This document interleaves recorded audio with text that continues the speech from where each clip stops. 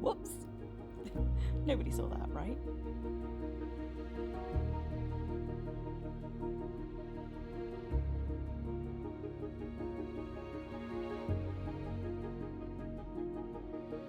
Oh, you shush your face.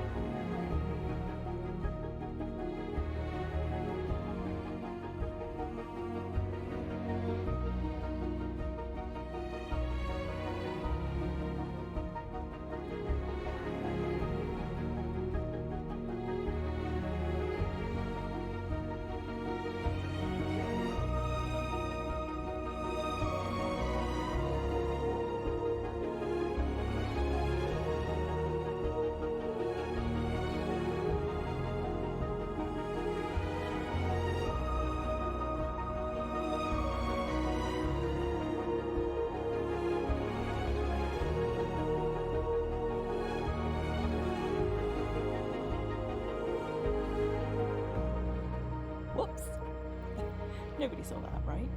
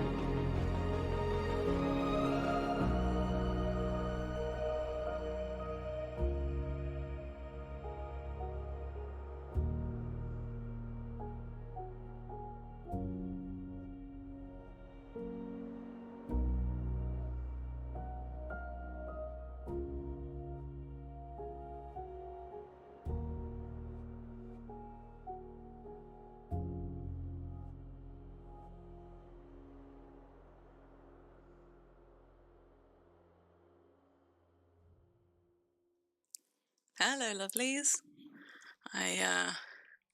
It's going to be, as for anybody who could see in chat, it's going to be a slightly shorter one than normal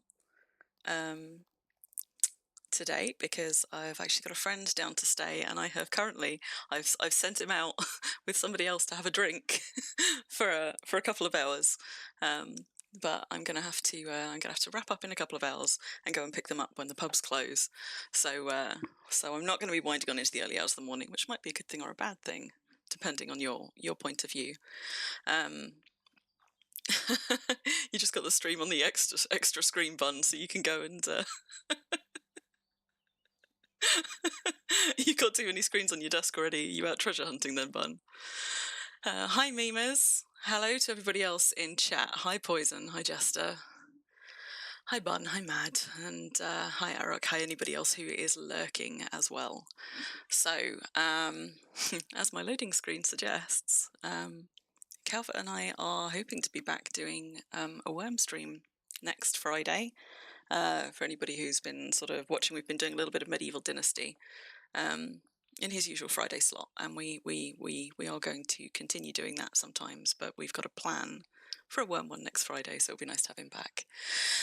But let me turn my loading screen off. So today I am on release, but because today I want to... Hello, Vulcan. Hello, Moomin.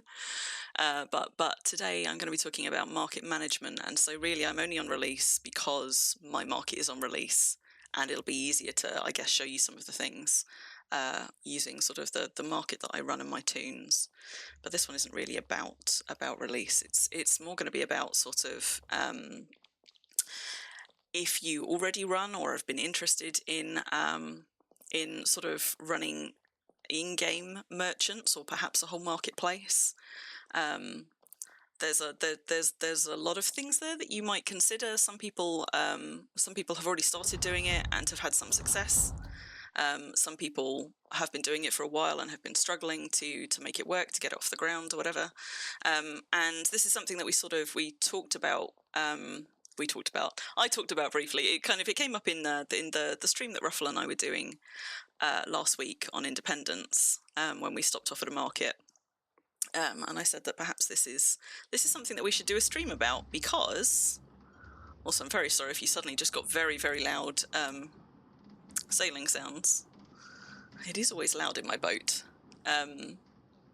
But because I have been running a market on release for, I want to say it must be 3 years now. It must be 3 years now. I'm just going to turn my Wurm sounds down a little bit because I don't know how they are for you guys, but they're kind of overwhelmingly loud for me. So I opened Little Venice, which was a purpose-built market, I think about 3 Christmases ago. I probably should have checked that before I started confidently saying how long. Hello, Visa. And prior to that, I actually had a little marketplace at Brambleheim, and I learned some things about the sort of the pros and cons of having it on your main deed. Learned quite a lot of lessons along the way, but as any of you that know me will know, I love in-game marketplaces in Wurm. I would love to see more of them in the game. I would love to see more people having success with either just like a merchant or two, or a whole marketplace when they want to do that in game. And there's a thread on the forum called "Want to Find More In-Game Marketplaces," and actually I will dig it out and pop it in here for anybody who hasn't seen it, where I've been trying to keep track of all of the active markets of any size on the Southern Freedom Isles, to put them all in one place so that it's easy for people to find them, to try and, for people who quite like visiting markets, to connect them up to ones that maybe they don't know about or haven't been to. And because I like to periodically go shopping, it's sort of a nice central place for me to keep all of my notes, so I can, go tracking around the different markets, remember what kinds of things I can buy in different places, all that kind of stuff. So I've been invested for quite a few years, actually, in trying to encourage in-game marketplaces and the people who run them. But I know that it is not straightforward, it's not particularly easy, and when you're competing with things like the ease and convenience of trading on the forums or trading in trade chat, there are some hurdles there which understandably put people off trying to do in-game trading. It's not for everybody. But I've learned quite a lot about it over the years. Not going to by any means say that I know everything about it, but I have what is, I think, really quite a successful market in Wurm, and I speak to a lot of people who desperately want trading in-game to be successful and don't think that it is for anybody, and that's not true. So I'm hoping that there are some things maybe that I can tell you guys that will make people who have kind of wanted to dip their toe in but don't yet have the confidence a little bit more confident about where to begin or what they want to consider. to I don't know, maybe give some help to people who are already trying it and it isn't quite working for them for whatever reason, some other things to think about or consider, and also just to generally oh, Ruffle, you were right here and it didn't tell you, I'm sorry. um and hopefully generally just to actually have a bit of a conversation, because I am sure that there are things that I can learn from people as well. But I confidently sailed on in here and then, of course, didn't actually give you any introduction. So this here, this is Little Venice. We are currently, for anybody who wants to come and see this, I mean, you're welcome to come and shop in my marketplace, but more to go and actually have a look around, because I'm going to be talking around some of the things that I did here and why. If you want to come and just kind of have a nosy round at some point, it is here on the map. It is J23 on release. And very easy access from, you can get in by boat from the north, you can get in through a canal here from the south. There are also canals over from the east coast here and almost directly opposite me here. And there is a sort of transcontinental canal cutting right through the middle here. And it is no accident that Little Venice is actually placed at the sort of the confluence of 4 canals and routeways. That was quite deliberate placement on my part, but I'll come to that. So if you want to come and have a look around just to kind of have a nosy and see what I did here, you can do that. But also the marketplaces thread that I've popped in the chat will tell you about all of the other marketplaces of size, big ones and little ones that I'm aware of on the Southern Freedom Isles, that you might also want to go and have a look at and just see how other people are doing things, because market research is one of the ways that you get better at this stuff. So Mimas, you've got a merchant, but it's not doing so well at the moment. And Moomin, so you've got a stall as well, but with pretty uneven sales. So have the both of you just got sort of a merchant? Is that merchant sort of on their own somewhere, like at your deed or near a start town, or are they part of a bigger deed somewhere? I guess it would be helpful to know what you guys are working with. I know that Ruffle and Madoon have got merchants at a little marketplace near their deeds, which is sort of kind of en route to where the public slayings are. On release, for example, but I don't know if or what the rest of you have got, and if you want to tell people in chat, like, please do freely self-promote your markets in Wurm in the chat. That is good by me. Hi Griffith, nice to see you, and if I've missed anybody else popping in as well, hello too. I think I'm all caught up. You've got one at Sonata, so yours is a rune merchant Arok. Now, a lot of the stuff that I'm talking about, a lot of it, but not all of it, will be relevant to the Northern Freedom Isles as well, but I am also aware that the market is quite different on the Northern Freedom Isles, and also the trading culture might be a bit different on the Northern Freedom Isles. So I can't speak confidently about some of the differences between how things work here and there, but I suspect that a lot of the things, certainly the mechanics of it, will be the same. But when I'm talking about things like what tends to sell well on the Southern Freedom Isles, or what works well on the Southern Freedom Isles, that might differ a little bit for the Northern Freedom Isles, so maybe take that one with a pinch of salt. Oh, wonderful, Griffith. That's super. Well, I'm going to be running more tunes back there soon, so I look forward to seeing kind of what you guys have done there, but I'm so glad that you managed to catch some of that, and that you enjoyed it. That was a really good, fun stream.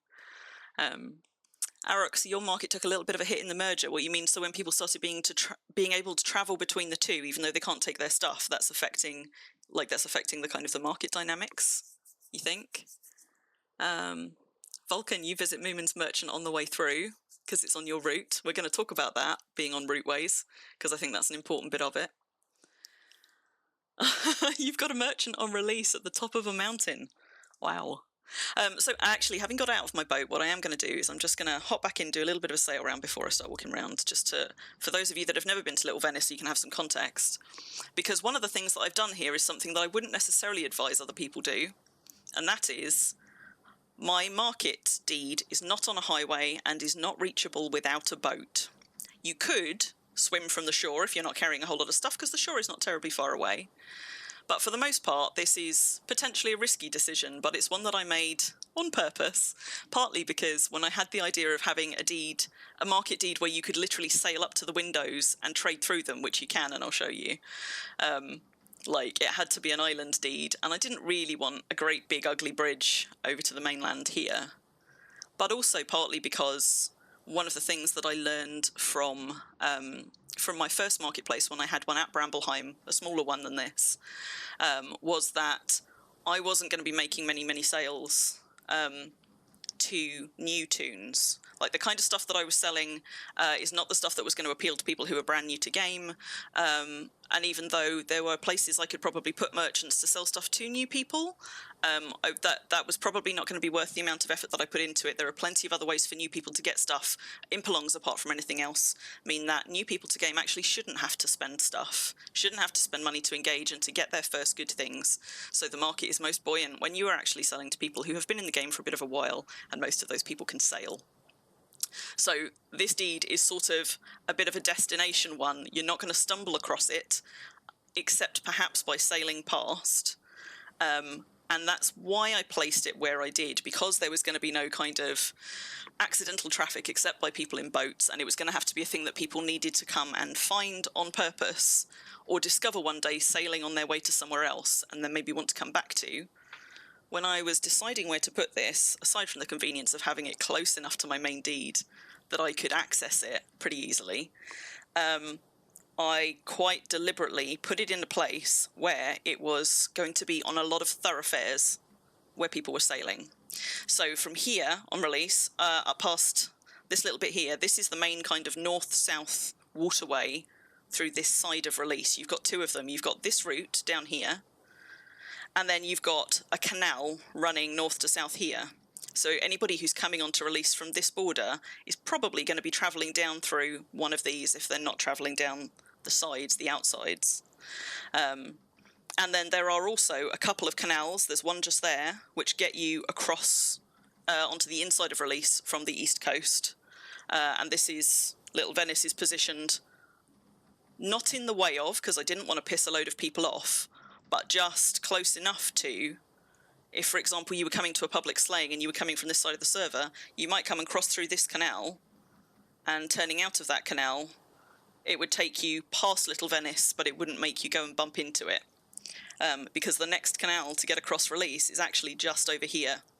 So I went sailing and I went measuring and made sure that my island didn't go further north than was necessary. It's still a little bit in the way because that's kind of unavoidable, but I tried to put it in a place where a lot of people would be sailing past it but wouldn't be pissed off by its presence and constantly bumping their boats into it, I hoped. Some people still do. But likewise, if you're sailing down towards this canal here, or sort of down through the middle of release, I often take this route up and down. Likewise, you would sail right past it if you were taking this north-south route down. So this is basically accessible from all four directions by boat, on purpose, and was on the route of potentially some thoroughfares. I mean, we don't get a whole lot of boat traffic here, but people come here for public slayings, for example, and people coming to and fro making use of our canal systems. This one is sort of on the route of several of our major canals. And as I said, the idea that inspired this, I can't even remember exactly where it came from, but I just decided one day, I was like, wouldn't it be cool if you had, like, sail-up merchants? And as you can see, all of the ground level merchants are positioned in front of things like windows and balconies, so you can literally trade through the windows with them. I mean, he was a poor example because my lamp merchant doesn't have much on him anymore and honestly doesn't sell much. He's mostly there because I wanted a shop full of lighting options to display rather than to sell.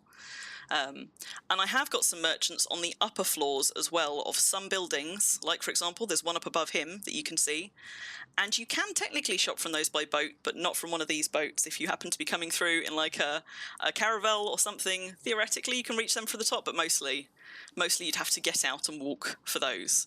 So Little Venice is also very walkable if you pull up a boat, as I tend to. I think most people probably don't actually shop through the windows, but they can. But Little Venice is set up in such a way that you could park your boat up pretty much anywhere and then get out and walk, and it's all connected by bridges and things, which is what I'm now going to do. So that was just a little bit of introduction to this place. And there we go. Now the water sounds have stopped again. And because I'm a Brit, I wanted to do a kind of building that you don't often see in Wurm, because in Wurm we've got loads of space. So you tend to have sort of like these either grand castles, or you have villages of lots of separate different buildings. But for anybody who knows England at all, in England a lot of our sort of cities and and sort of more urban spaces, we have buildings that are at least 100 years old or more pretty regularly all over the place. And what we have is lots of closely packed terraces together. And I liked and kind of wanted to do something like that, which is why Little Venice sort of is the way it is. There's lots of shops here in rows in these sort of like distinct little houses squished together. But anyway, so that's just a little bit about the space that we're in for context. I'm just going to quickly catch up on chat, and then I'm going to go and crack on with my list, because I've got a whole bunch of lists. When I sat down and I was like, what sort of things could I tell people that I have learned about trading in Wurm and about in-game merchants? The list turned out to be quite long. And I don't know if I'll get through it all. Like, maybe I won't, and we'll have to do a part 2. But actually, there was way more that I could talk about here than I'd thought about when I really sat down. I found loads of things that I was able to, that I thought would be helpful to have conversations about, just to talk about a little bit.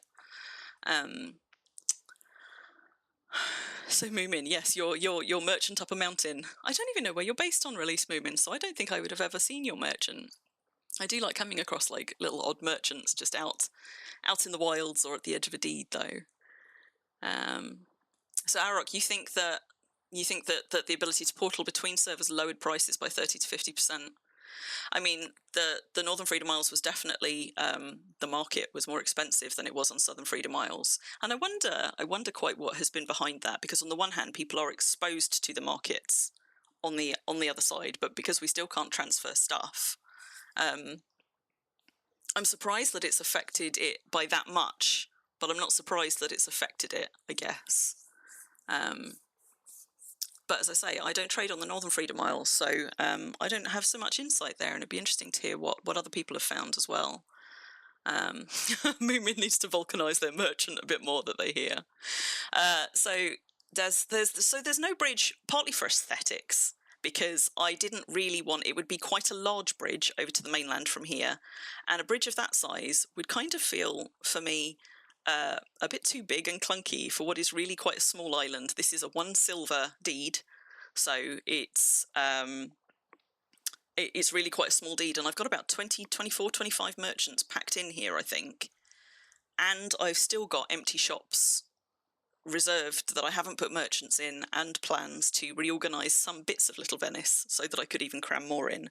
So Little Venice could quite comfortably hold, I think, 30 to 35 merchants, not including the community hall that I built at the beginning and have not yet done anything with, where I had planned to maybe have other people come and have their merchants if they wanted it, and I could easily squeeze another 12, 16 in that building.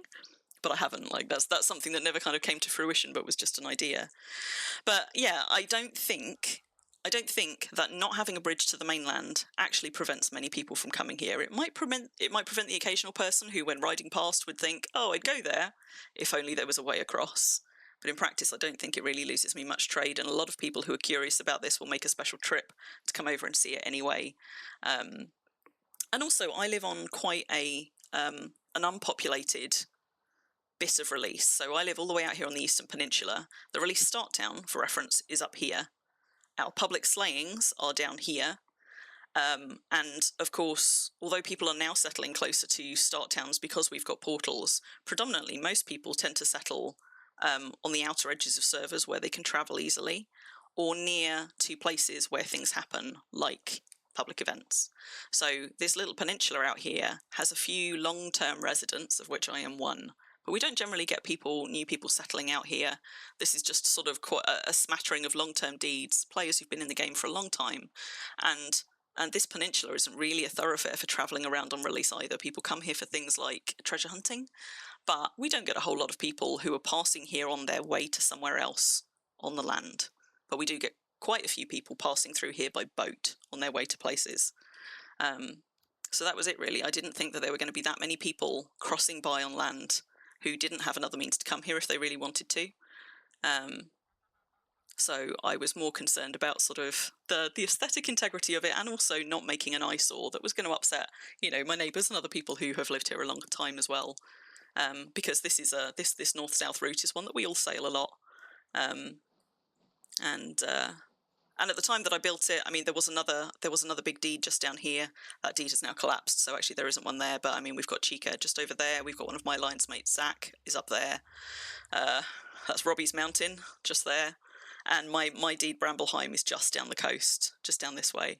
And there aren't a whole lot of deeds on the far side of this waterway. There's a few, but not terribly active ones.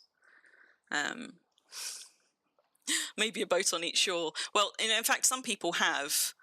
There are people who have posted alts here because that's one of the things that people will do, right? If it's a market they want to visit often, but they don't tend to come by in a boat or that's too much faff for them, a lot of people will just make a free alt and leave it parked here somewhere. So if they want to come and shop here, they'll just log their alt in and do it on that. Some people have also left boats here. Like, these are not my boats. These are other people's boats that they have left parked here so that they can, I guess, get back and forth. Or there might be a couple of people with one parked on the shore, but there's not so many that it's like littering up the shoreline or anything. The rest of the boats that you'll see scattered around Little Venice are set dressing, basically, from my point of view. So we've got a load of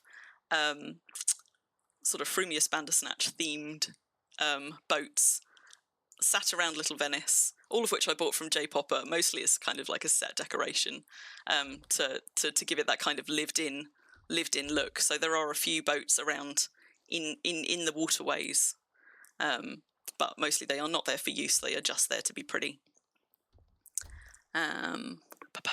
Stop saying LV, Ruffle.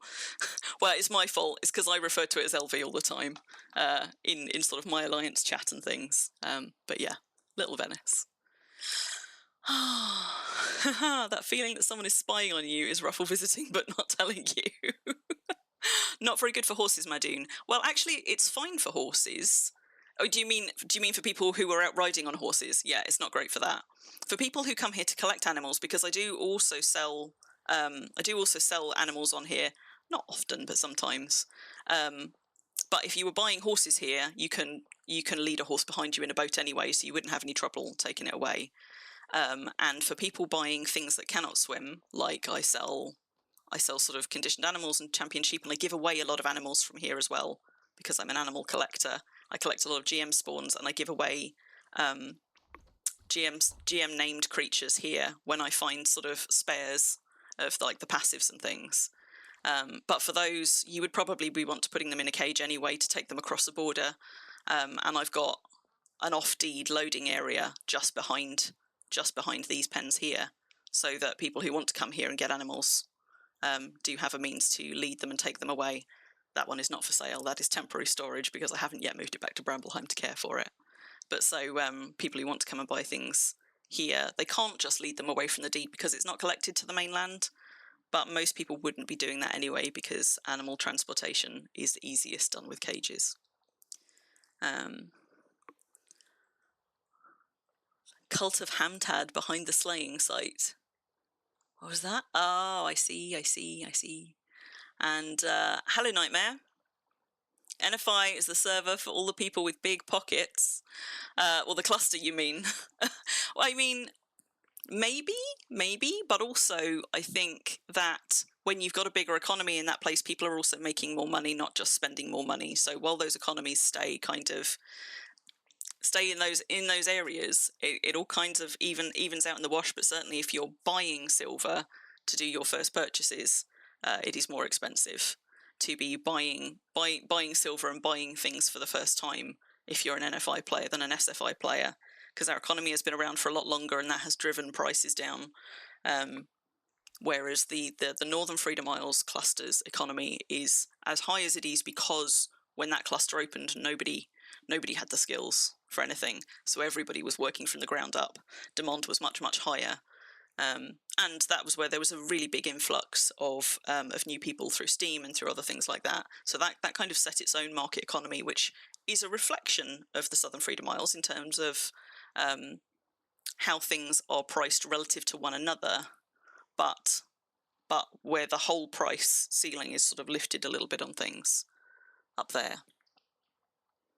Yeah, so what Des is talking about was sort of like demand pricing and things.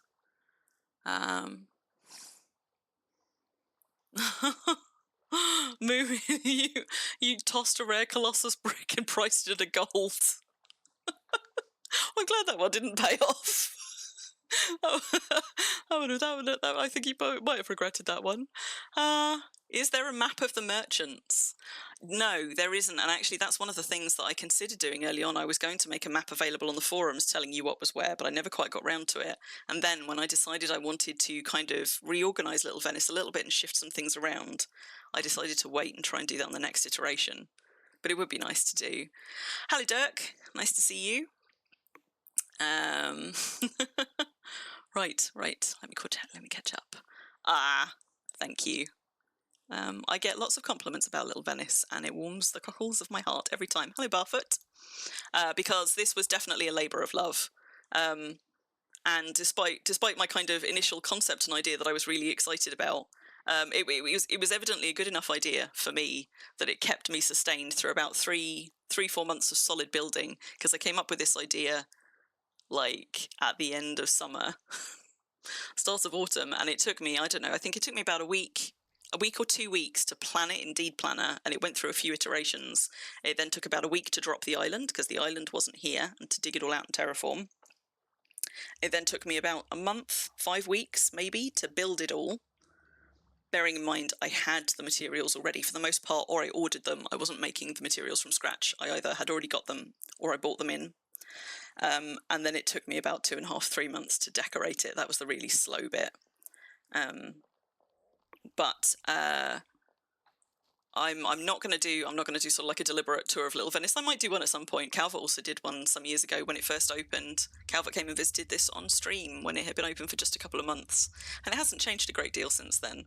So you could always go and watch sort of somebody doing a more rambling tour of Little Venice. It was one of the set sail with Calvert ones. In fact, I think it's the first time that Calvert sort of went out on his own toon to visit some other people's deeds instead of on a scout. So somebody has done a proper little tour of it.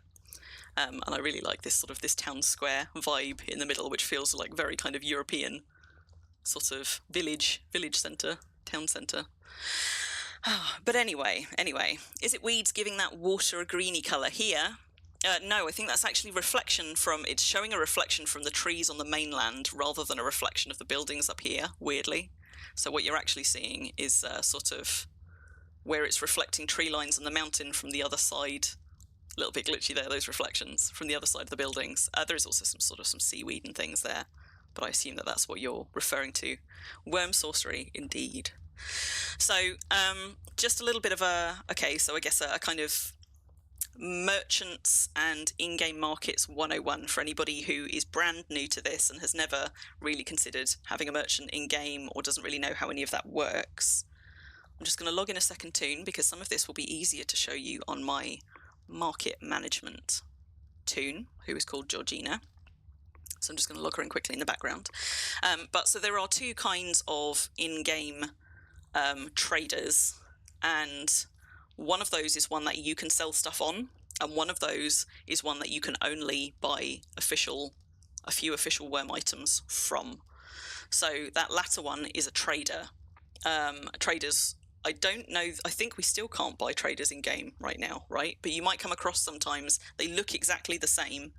So sometimes you come across what looks like a merchant out in the wild and actually they're a trader. They look just like the others, except they have the trader designation instead of the merchant designation. But from those ones, they will be giving a discount to the upkeep costs of the deed that they are on, and you can buy things like sleep powder, like firewalker twigs, like lodge and small magical chests from those. So those are not, they're player owned, but they're not player controlled. So it's not the traders that we're talking about, it is the personal merchants. And you place those by having a personal merchant contract, which you can buy from a trader. You can also buy those from other players, although you don't often see them on the market. So it's a personal merchant contract, and when you put them down, they will be merchant something, whatever you name them. So just for clarity, if anybody's going and buying things, that's what we're talking about today. We're talking about personal merchants. Yeah, traders have the same open the silver shop thing. They didn't go back on it, Griffith. So they said when they were originally going to phase traders out, and there was a lot of pushback to it. And so what they said was actually they were going to make traders available, but I don't think they yet have. It was meant to be that when they stopped selling them for a while, they were going to bring them back in another form so people could still get them. in order to get that deed discount, but I don't think it ever happened. I haven't gone looking recently, but I would have missed some major news, I think, if it had. So the only traders that you will find in game now are ones from before they decided that they were going to nix traders, change traders, and change the trading system. You shouldn't be able to buy one now, I don't think, because I don't think they've brought them back in the shop. Some sort of old traders should be added to trade items. Old traders should be added to trade items. Oh, for items that somewhat regularly refresh. Well, you mean as in where you could still sell items to them? Because the way that the traders used to work, not the merchants, is you used to be able to sell things to them in exchange for money out of the king's coffers, which is sort of like a pool of coin that every server has, which is taken in part from people's deed upkeep and things. And now, instead of getting that coin back through traders, through trading items to traders, the way that you would get it now is generally through things like foraging, like where you find rare coins and things. What you're getting there is coin out of the king's coffers. And although you get the drum roll, that's not actually a rare roll usually. It looks like the same one, but you're not usually wasting rare rolls on that. You're just getting an RNG ping where you happen to find something out of the king's coffers while you're foraging.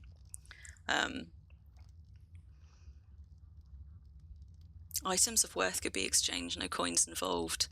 Yeah, I mean, that's a whole different system there, though, Desno. And maybe that's something that the auction house that they're talking about putting in game will be able to facilitate in a way.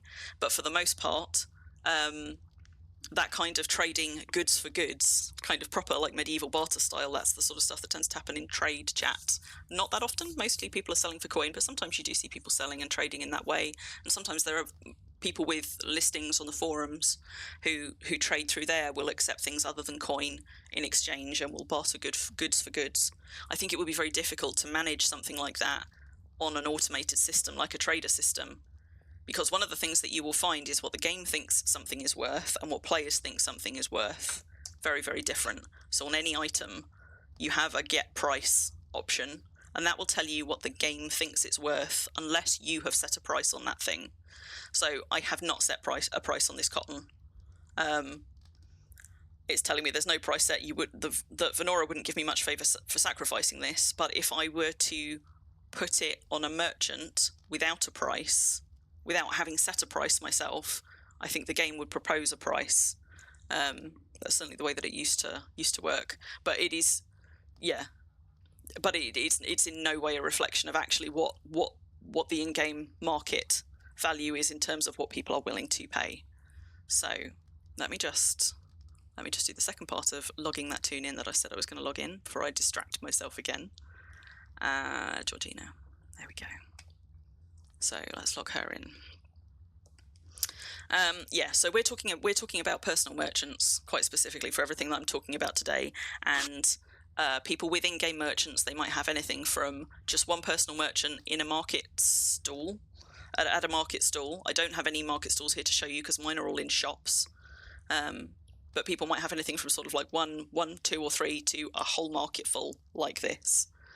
Now I'm just going to do some magical woos it. I'm going to step you away to a be right back screen for a moment and then ping back, and we should be on my other tune. So bear with me a second.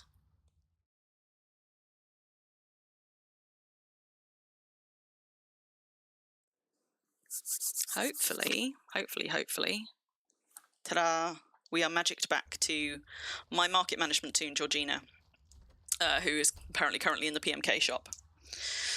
So I made a decision early on when I had, partly because I had quite so many personal merchant contracts, and every time I cross the server, like a settlement contract, you get all of that orange text warning you that this contract will not cross the server with you, and I was getting a load of event spam.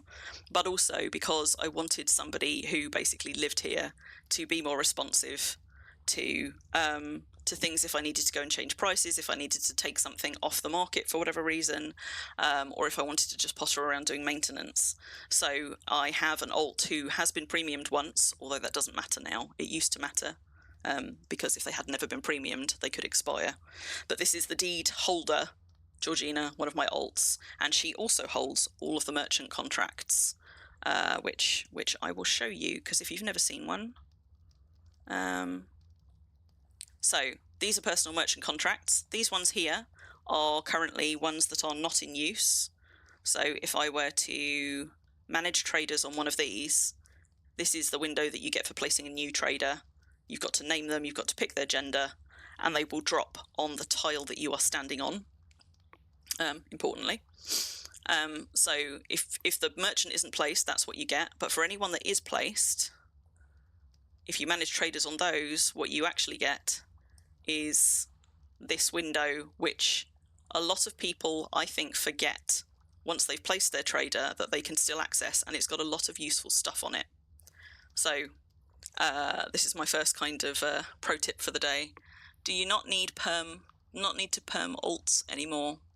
You don't, Timmy. No.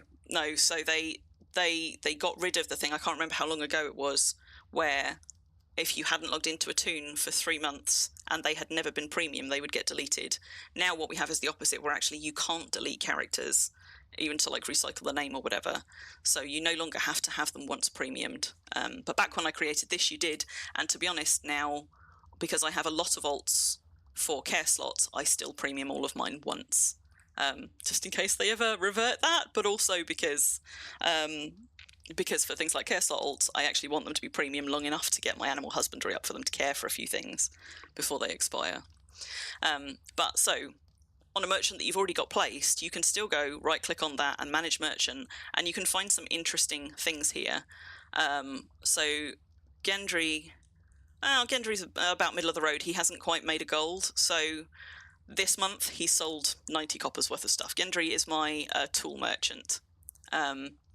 It tells me how many free slots he's got in his inventory, because merchants can carry a maximum of 50 items. He's currently only half full, so I could put a load more on him, but I'm not on purpose.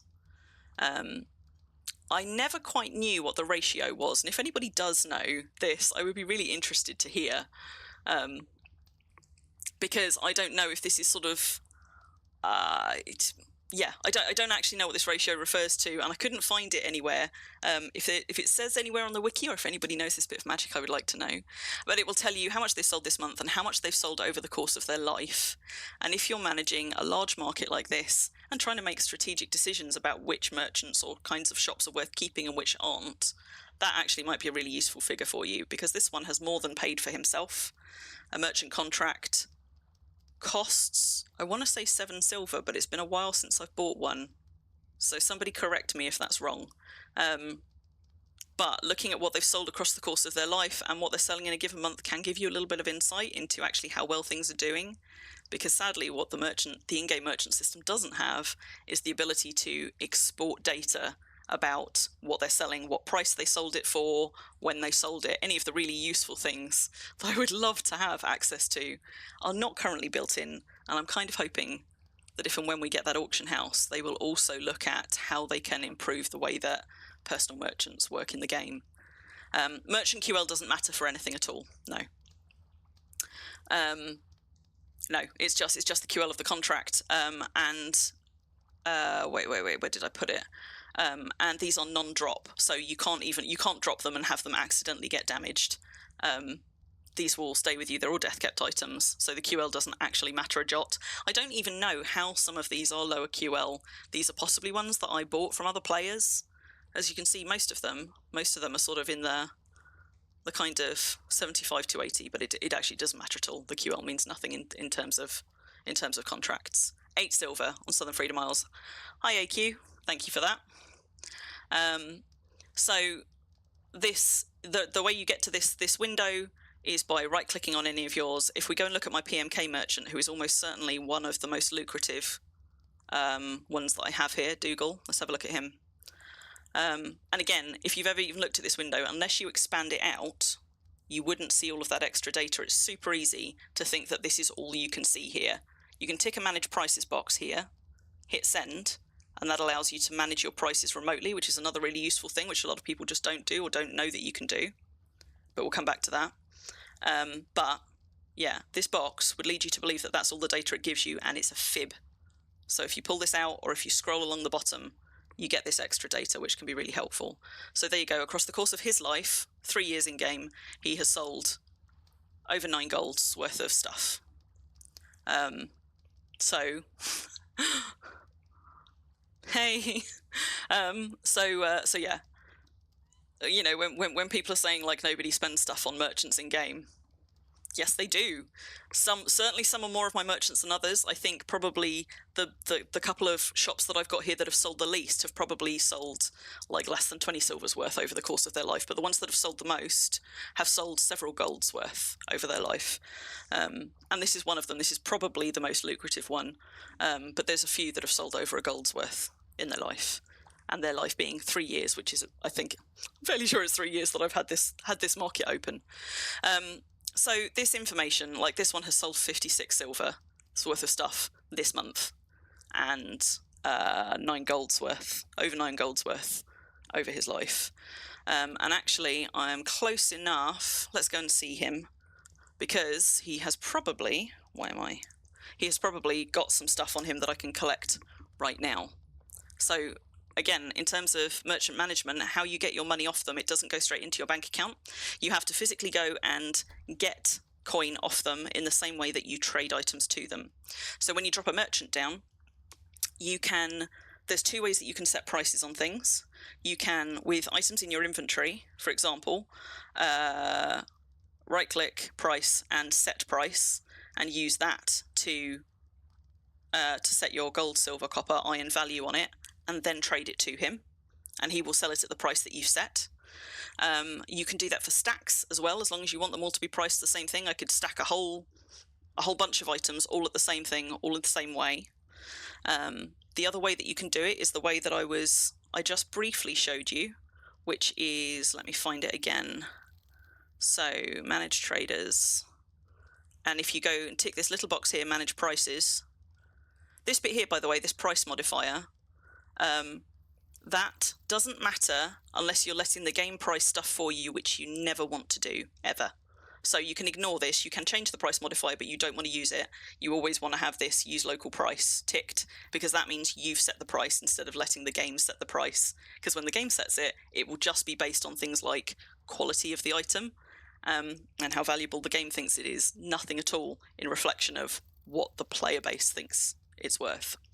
So yeah, so you tick this little box here, manage prices, hit send, and then you can look at everything that is on your merchant and look at the prices all relative to one another. It will auto sort them all for you because you can't sort these columns, but it then makes it quite easy to look at what they've got in their inventory at the moment, how it's priced relative to one another. And this is also a really good place to catch, just at a glance, if you have accidentally mispriced something, like if you meant to price it at 1 silver and accidentally priced it at 1 gold, or if you meant to price an item and you didn't, and the game has auto-priced it for you. For me, that's really easy to see, because if a game auto-prices something for you, it will usually have an iron value as well, or a weird copper value instead of these nice roundish figures. So it just gives you kind of like an at-a-glance look. And as you can see, he actually hasn't got much in his inventory at the moment, probably because he sold 56 silvers worth of stuff this month, so people have bought, and regularly do, just buy him out of a whole load of stuff.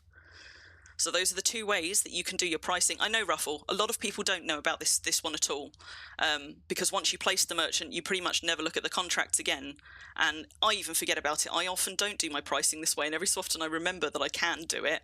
And importantly, if you hold the contracts and you don't live at the deed, like if your market is somewhere else, this allows you to check in remotely to see if there's coin that you can go and collect off them, or if you've bugged up your pricing, or if they've just released a new skin for an item that you have got rares of in your shops, and you're like, man, demand is about to probably go through the roof for this one, I could bump it up a little bit.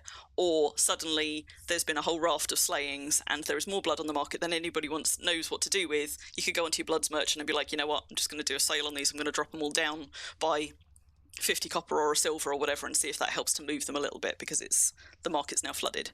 So actually that ability to remote manage can be really, really powerful if you remember to use it, which I so often forget, but it is there.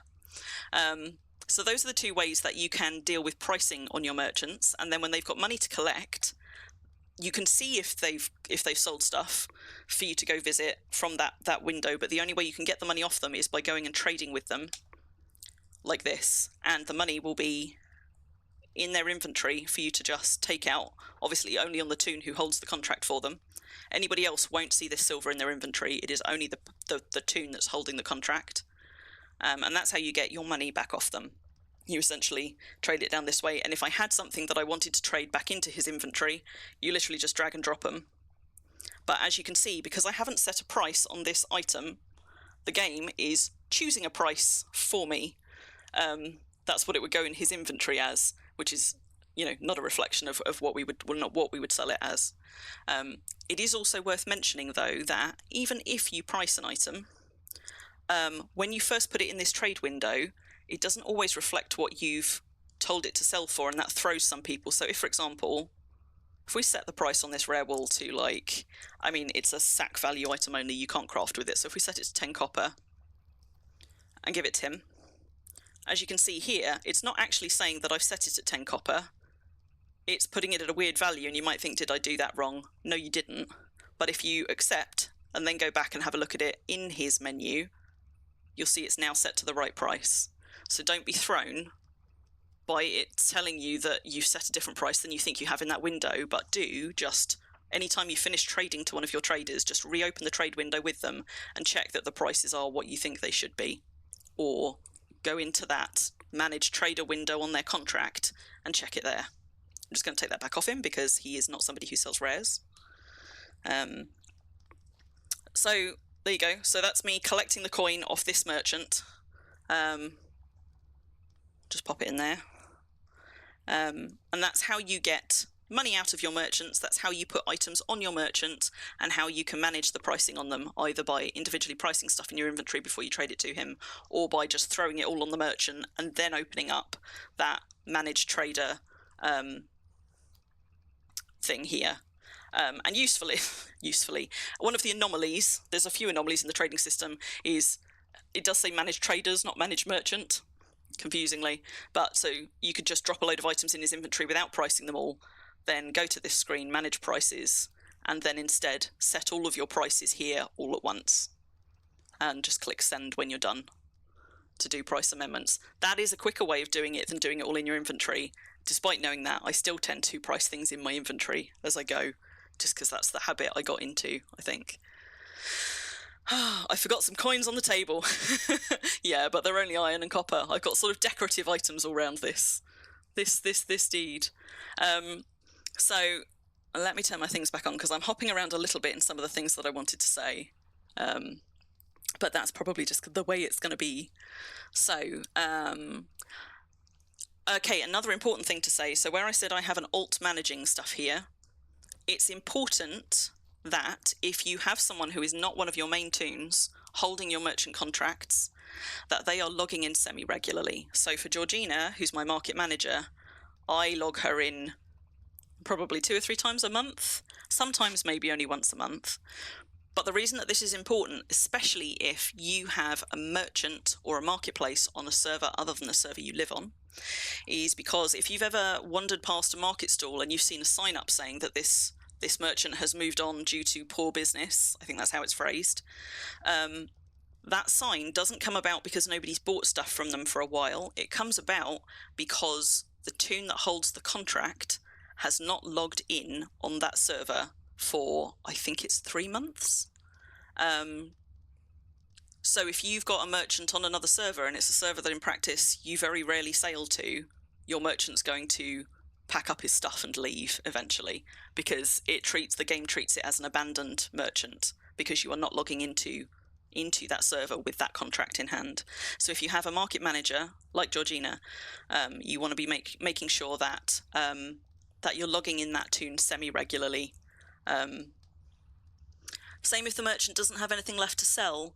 I don't know, Myra. I certainly find merchants that have got nothing in their inventory that are still present, but it might be that if their inventory is empty for long enough, that will also trigger it. I've never had that happen with any of mine, but somebody else might know.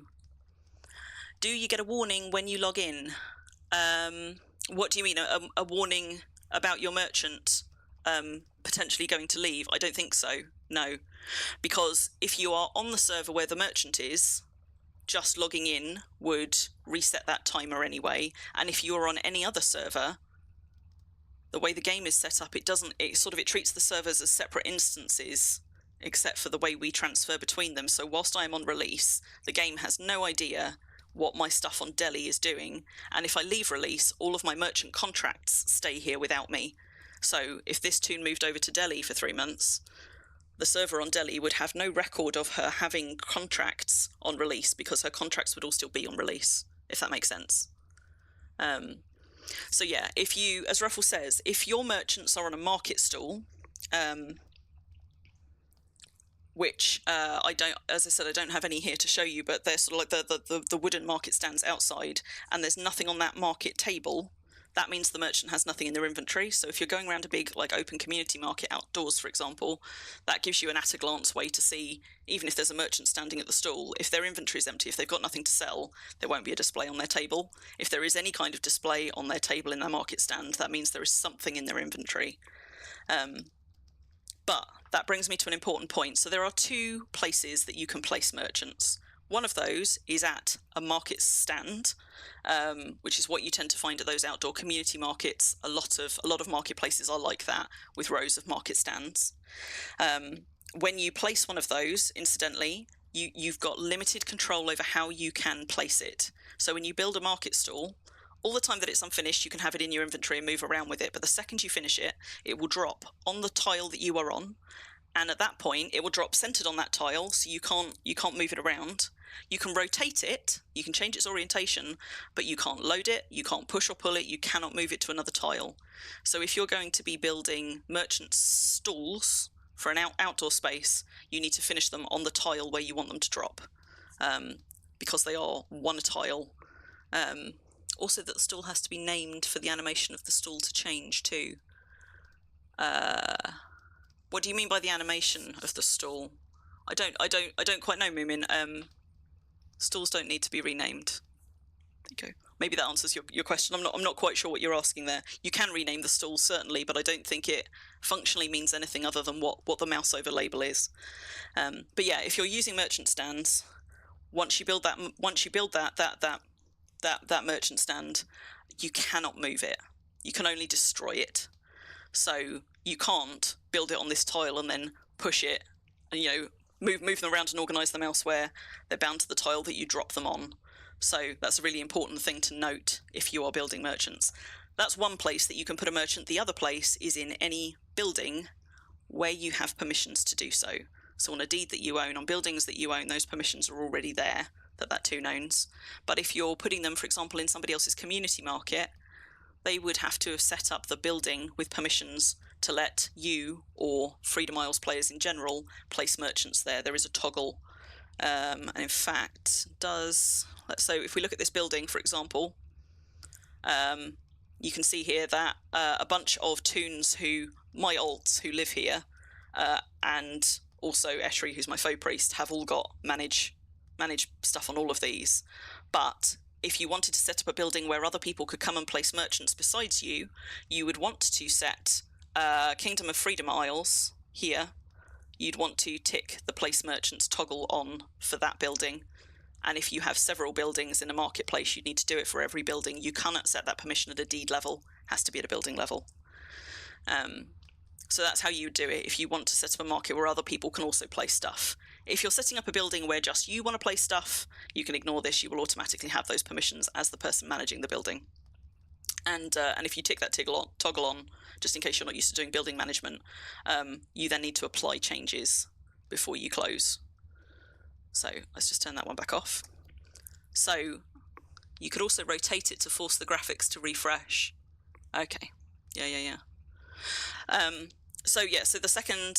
Sure, yes, I want to discard. So the second place that you can place a merchant is anywhere inside a building where you have permissions. And a couple of restrictions to bear in mind here, this is my pub, for example, with my nice little pub bar, is that you can only place one merchant per tile. And this is important if you have multi-story buildings, because Wurm is not as 3D as it appears. It is essentially a 2D space, which means because I have a merchant here, I cannot, for example, place a merchant on the upper floor directly above her here. So where I've got multi-story buildings with merchants, the buildings had to be laid out and planned in such a way that the merchants were always going to be on different tiles than the ones on the floors below. And because I wanted a market that you could sail up to the windows, that also dictated, in a way, where my windows were on the upper and the lower floors that I wanted merchants at. So I could have a merchant up here, but I couldn't have one up here because there is already one down there. Hopefully that makes sense, but if it doesn't, tell me. Yeah, Wurm is 2D with some sort of some fake levels. So if you're building a multi-story marketplace like this one, not all of the shops have people on 2 floors, but a lot of them do. You just want to bear that in mind. You can only have one per tile, whichever floor they are on. So we've got sort of like the restaurant area upstairs. This is the hotel. And then downstairs in the pub, we've got the pub area, and then so the merchant is one tile over here on this one, which allows me to have merchants on multiple levels in this building without them interfering with one another. So those are the 2 places that the game will allow you to place a merchant, at a market stall or inside a building. Thank you, Bisa. I put a lot of time into decorating this because I wanted this to be a place that was really that was nice to come to and that people wanted to spend time in. And I'll come on to that in a little bit, actually, because that was quite deliberate. Not only do I like decorating stuff, and part of what I wanted to do here was create a charming lived-in sort of a place and show off some of my decorating skills and have a bit of fun with it, but also like my background, although I work in sustainability, my background is in psychology, clinical psychology technically, but when I was designing this place, I was thinking a lot about the psychology of how we like to shop and how we like to interact with things in game, and I was trying to build that into the way I designed this deed to make it an appealing place for people to come and spend time in, so that they might actually give it a proper explore, find some of the merchants that were a little bit more tucked away, and want to come and revisit here because they enjoyed the experience of coming here when, they can shop anywhere. Sometimes people will be coming here because I have items in particular that they want, but often a lot of the items I sell are things that people could potentially get elsewhere. So I wanted to make it an enjoyable experience for people to come and get them here so that they would come back. And luckily for me, they do, mostly.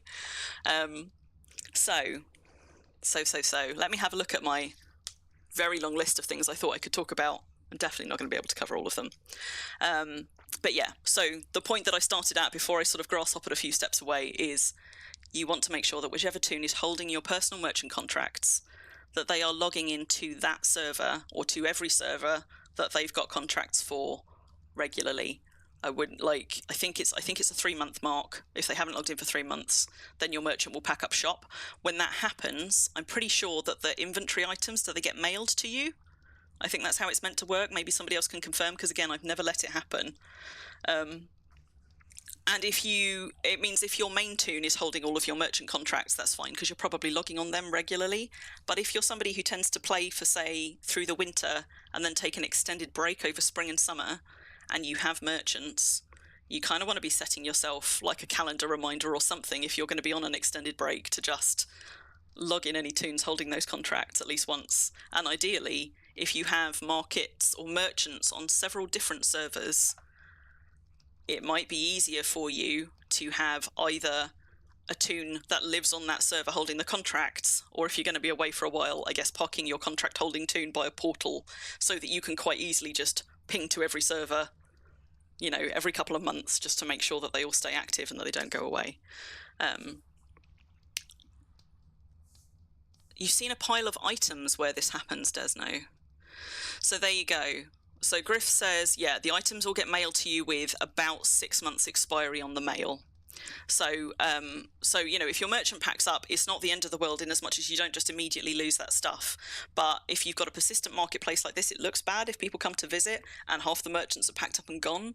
And that's one of the hardest things in a way about community markets, because it isn't one player managing all of the merchants, but in fact maybe a dozen players or more. You often find at community markets there'll be 1 or 2 occasionally who have packed up and gone away. And the people managing that market might have limited ability to to get rid of those signs, to replace those merchants, whatever, depending on the way that it's set up. But you're more likely to find those in those kind of community markets where, it's relying not just on one person to know to log in regularly and to remember to do it, but anybody who has a toon there also has to be doing it all of the time to not have your merchants sometimes packing up and leaving. As Ruffle says, it might be that there was sort of like a locked chest there or some decoration, something like that, which when perms have dropped or when a building has fallen or something. Incidentally, you will sometimes find a personal merchant just standing out in the wilderness, not at a market stall and not in a building. That can happen because if the building that they are in, or the deed that they are on, the building that they are in, decays, the merchant, as long as the player is still logging in regularly, the merchant isn't moved now that they are no longer on a valid tile. They get to stay. It's just that you can't choose to place them out in the wild with no market stand and no building. But if the market stand rots away, or if the building rots away, the merchant won't automatically pack up and leave. It only looks for whether or not you're trying to place them on a valid tile at the point that you place them, not any point thereafter. So, talked about contracts. I talked briefly about the location. There is a little bit more I can say about that. Whoops, don't know what I just tried to do, but I was too far away anyway. So as I said, Little Venice, I made a risky decision to not put it on the highway and not have it accessible without a boat, because I knew that would work for me. I wouldn't recommend it for everybody. But if you have your market on a mainland somewhere, I would strongly suggest putting it on the highway system, particularly if you are not right outside a portal or right at a sort of a really prominent server border where you expect people to sail across the border specifically to your market. Because if people know the name of your market because you've got a listing on the forum or something and want to try and navigate there, unless they sail directly to it, having it on the highway is going to help an awful lot with people actually being able to find their way to it. Particularly if, for example, instead of running their main over, what they've decided to do is create an alt, drop it in the starter town of that server, and then just kind of semi-AFK run it along a highway until they find your market and leave it posted there. So if you can, put yourself on the highway system.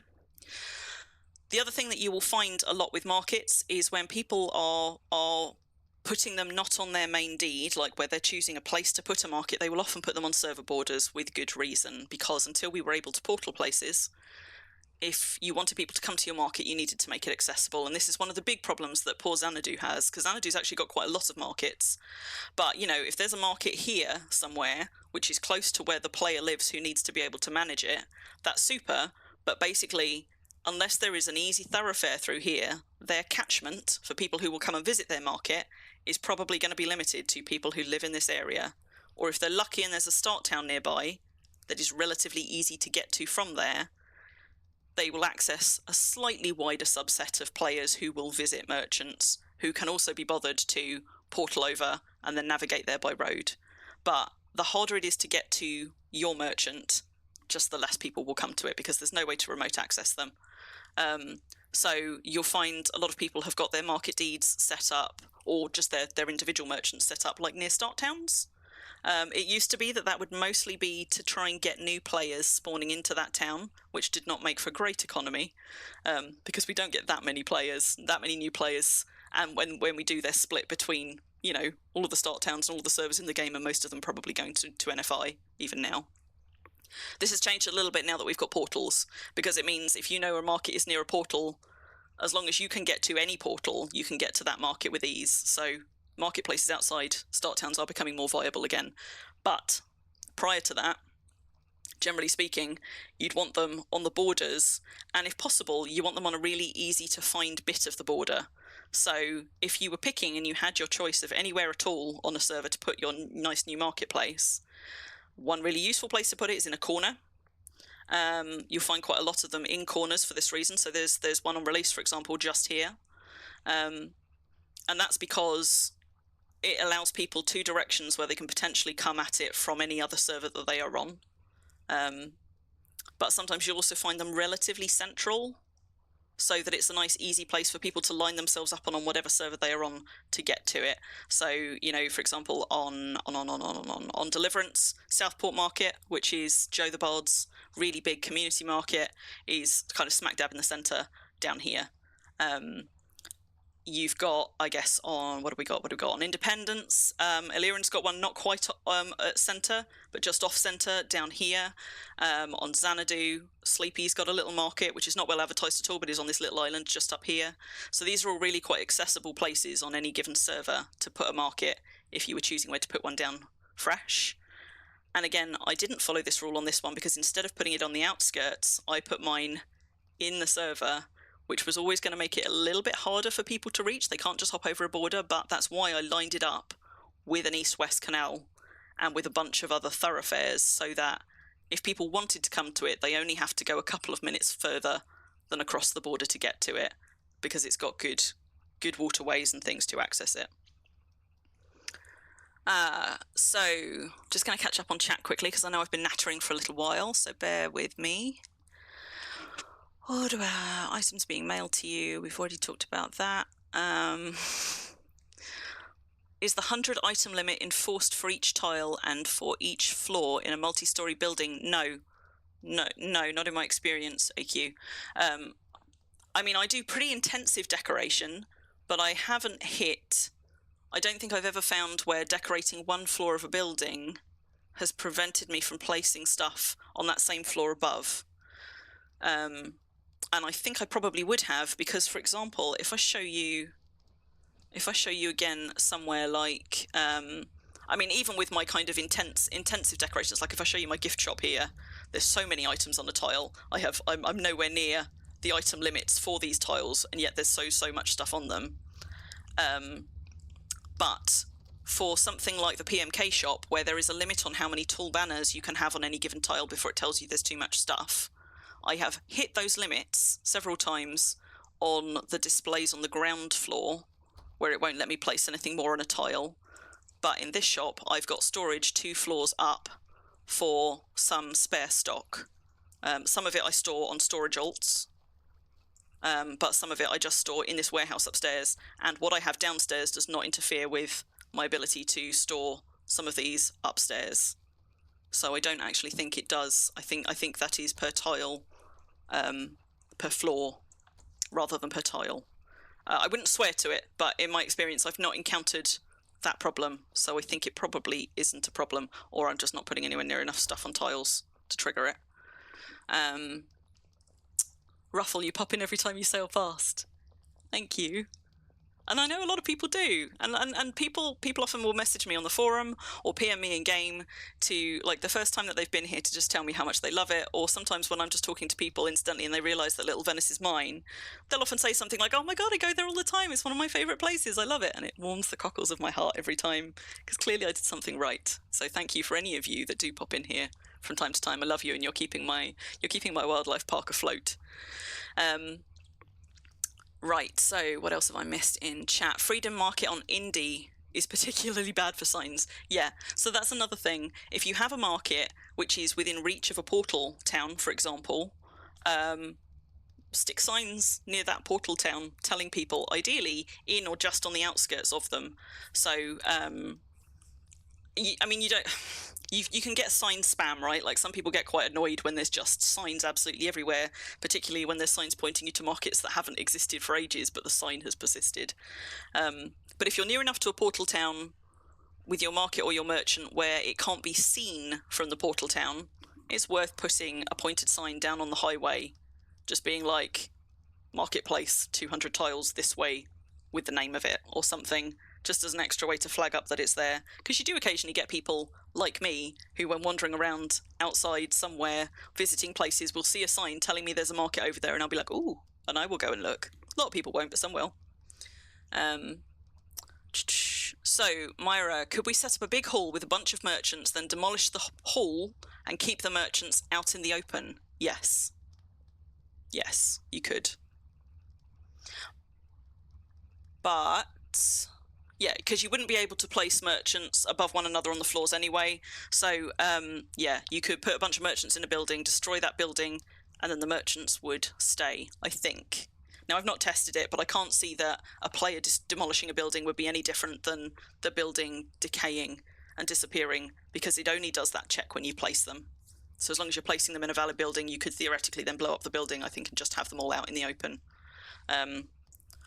But I don't know why you would, because merchants in a building, you can then decorate the building, and it gives it a little bit more visual appeal, and people are more likely to spend time there. But yeah, theoretically, I think you could, yes. So Moomin, what have I sold most of in my stalls? Practical things of good QL, funny rare things, stuff like event stuff. Okay, so this is going to be one of those things which a lot of people are probably not going to like the answer to, because the things that I sell the most and the merchants of mine that make the most are not items that I can create, and there's a reason for that. Part of that reason is things like is to do with the persistence of items in the game, right? So if you're somebody who has really good weaponsmithing or really good armor smithing or whatever, and you make items to sell, you might be selling those through the forums as well and through trade chat, and there is a market for those, but people only generally need one good set of armor. So once they've got their 90 quality or whatever, their coin from that point on is probably going to be going to people to imp it up and enchant it, but not to buy more of it. And the only time that they will likely buy more armor is when they're swapping it out for an even bigger, better set. And there's only so many times you can make that hop, right? So if you've bought chain armor, then maybe you will upgrade to plate, or maybe you'll upgrade to a nice set of enchanted plate or something. So you might then buy a second set of armor from that point. Pretty much the only upgrade you're going to make there is the point that you maybe go up to Drake or Scale. So even though somebody will probably, across the course of their toon's life, buy more than one set of armor, they're probably only going to buy 2 or 3 total, unless they're doing kind of incremental upgrades. And that is the problem with crafted items, because each toon, or to be honest, each player for the most part, because most people don't fill out all of their toons with bought stuff, each player is only going to be your customer for those armor items probably once, maybe twice, across the course of your career, except for sending stuff to you for to imp, which you won't be doing through merchants. And that's the problem with crafted items. And it's the same for things like tools and weapons. But also, we have things like imp-alongs, where people can go and get their stuff imped up, get their stuff enchanted, maybe get their first items, created, sometimes even depending on the imp-along. And those things are great. Like those community events are great. It's a really accessible way for people to get into the game, and you will never catch me being like imp-alongs are ruining the market, because I don't think that's true at all. Surely it's affecting the market, but they far outweigh the benefits of them, far outweigh any impact they would have on the market. But it's not just imp-alongs. Like, people who have been in game for a while will probably have a whole bunch of extra equipment that they don't want, or that they've like wombled up from a fallen deed, or that is an earlier iteration of armor or equipment that they've now replaced and found better stuff for. Some people will sell that stuff. A lot of people will give it away. Some people will just store it until it rots away on their deed. But there is so many tools, armor, and crafted items already in the game that people have too much of them. They're super easy to come by, they're super easy to get for free through various means. So if you are trying to make money in Wurm by only selling those crafted items which people only need 1 or 2 of, you're going to have a really hard time doing it. And it kills me to say that, because of course we sit here skilling up all of these things, in order to try and be useful. Some people will get them as part of just being part of a village or an alliance or a community where everybody's got different skills and they will make stuff for one another for free. There are just so many other ways to get good, high quality, even enchanted or rare versions of those items. It makes them really hard to sell, especially on a merchant where people have got to do an extra step to come and buy from it. Because even if they do want to buy that stuff right now, it is faster and easier for them to buy it through trade, and no particular advantage to coming and buying it from anybody's merchant. So probably the most lucrative stalls that I've got are going to be the ones that sell things that cannot be made by players, that are not so abundant in the game that everybody can get them for free if they just are patient enough or talk to enough people. So the PMK merchant that I mentioned, I'm fairly sure without a doubt he is the most successful across the course of his life of the ones that I've got. So he's sold 9 gold's worth of stuff, but I could show you some other big hitters as well. So I think my skin shop probably and my gift shop are going to be up there as well. Let's have a look. So the gift shop, this is for things like items that we are gifted at Christmas, at Easter, at Valentine's, some items that are dropped at things like Halloween. Okay, so this one has sold 3 gold's worth of stuff across the course of his career. So that's things like your picnic baskets, your snowmen, your shoulder pads. Actually, most of my shoulder pads are on a different merchant. It also includes occasional items which are got through other means, like the Hota medallions. I sometimes sell through there when I happen to pick some up. And some of the items when we have sort of events at like Christmas and Halloween where you can craft items that are sort of event specials from archaeology frags and things. Sometimes I put some of those in here and I put them on some other merchants as well. But so predominantly that's what my gift shop has made. So because those are items that we generally can't create or can only create for a very limited window of time, and then sometimes can never create again. Sometimes we can create them the next year.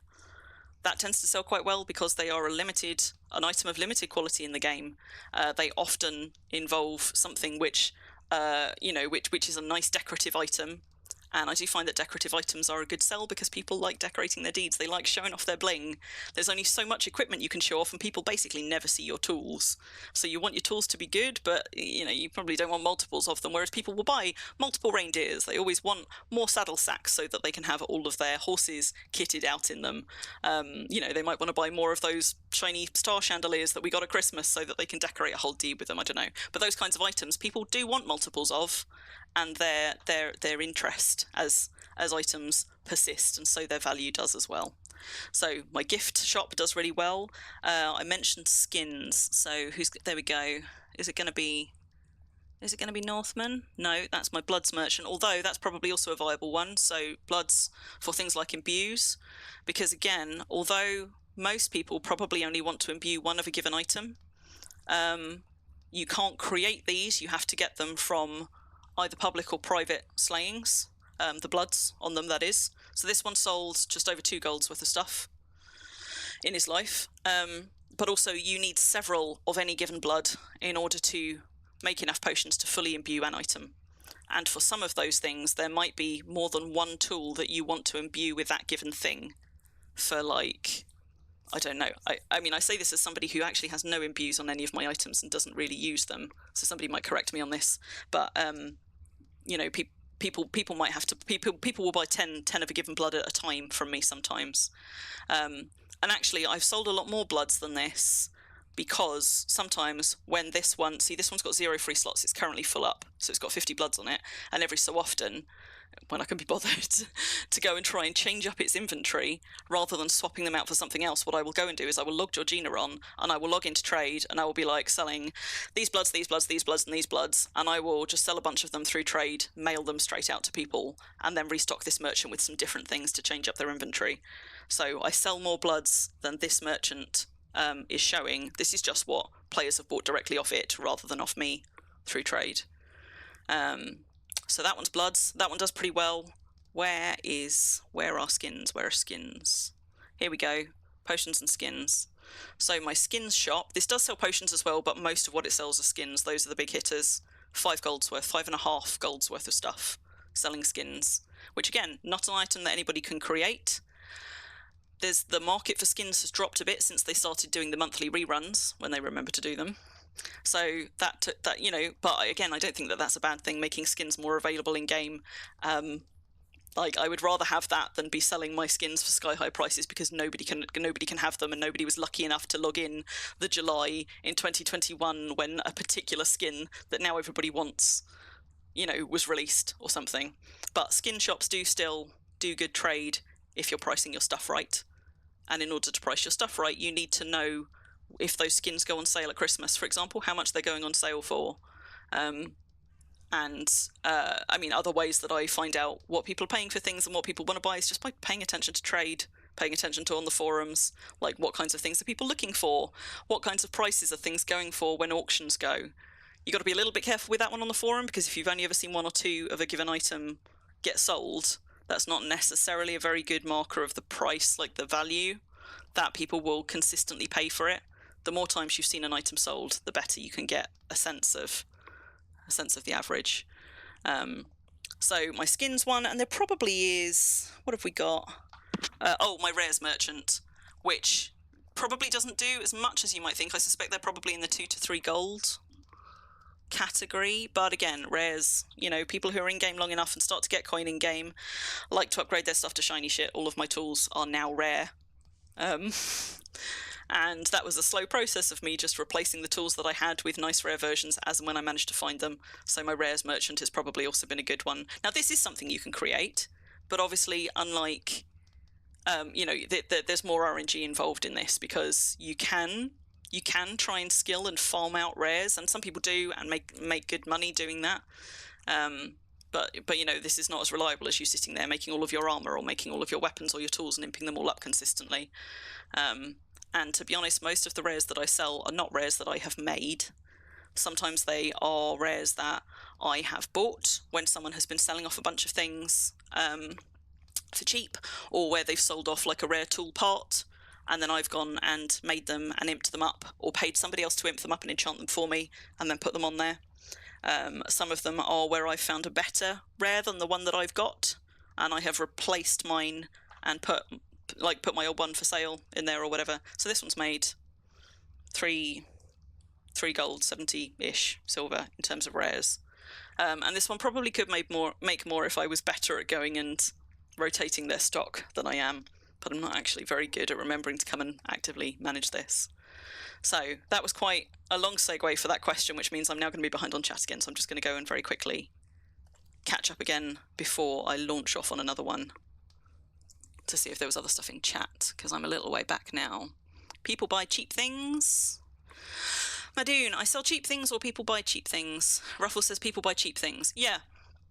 So, I mean, it's not a good way to make money. It's not a very sustainable way to make money, but sometimes people will buy things that they otherwise wouldn't because it is particularly well priced, and I am one of those people. I won't generally do it for things like just tools or armor, but I will absolutely buy a rare that I already have a rare of because I find it at a particularly good price, and I think, oh, I could tink that up and stick it on a merchant, or oh, I could gift that to somebody, or whatever. So stuff that is unexpectedly cheap will get sold, but is obviously not a very sustainable way to actually try and make merchants work for you in the game, because by undercutting yourself or the market or whatever, unless you have so many of a given item that you can afford to sell them for cheap, that's quite a difficult tactic to both make money through merchants with and not feel bitter about making your money that way. Used to be a nice tiny island with a farm animal spawn on it. You're talking about Little Venice, Robbie? I mean, you say little island, they were literally like 2, 3, 4 tiles just above the waterline, and it was the kind of really annoying little bit of island that you would beach your boat on when you weren't paying attention trying to sail north to south. And I came here intending to dredge it down, and then having beached my boat on it for the nth time, and instead I was like, okay, but what if I expanded it instead? And that's where all of that began. So Ruffle makes a good point there about faff about selling your own larder or just buying one for 20 copper. So that is where selling craftable items for cheap does come in. So selling something like rares or gifts for a little bit less than the market value will make them sell faster. Sometimes people will buy them even if they don't need them, just because it's a good price. But as Ruffle says, there are some items in game which anybody can craft, or most people can craft. Sometimes there's a threshold, like a fine carp threshold or something that not everybody has met yet.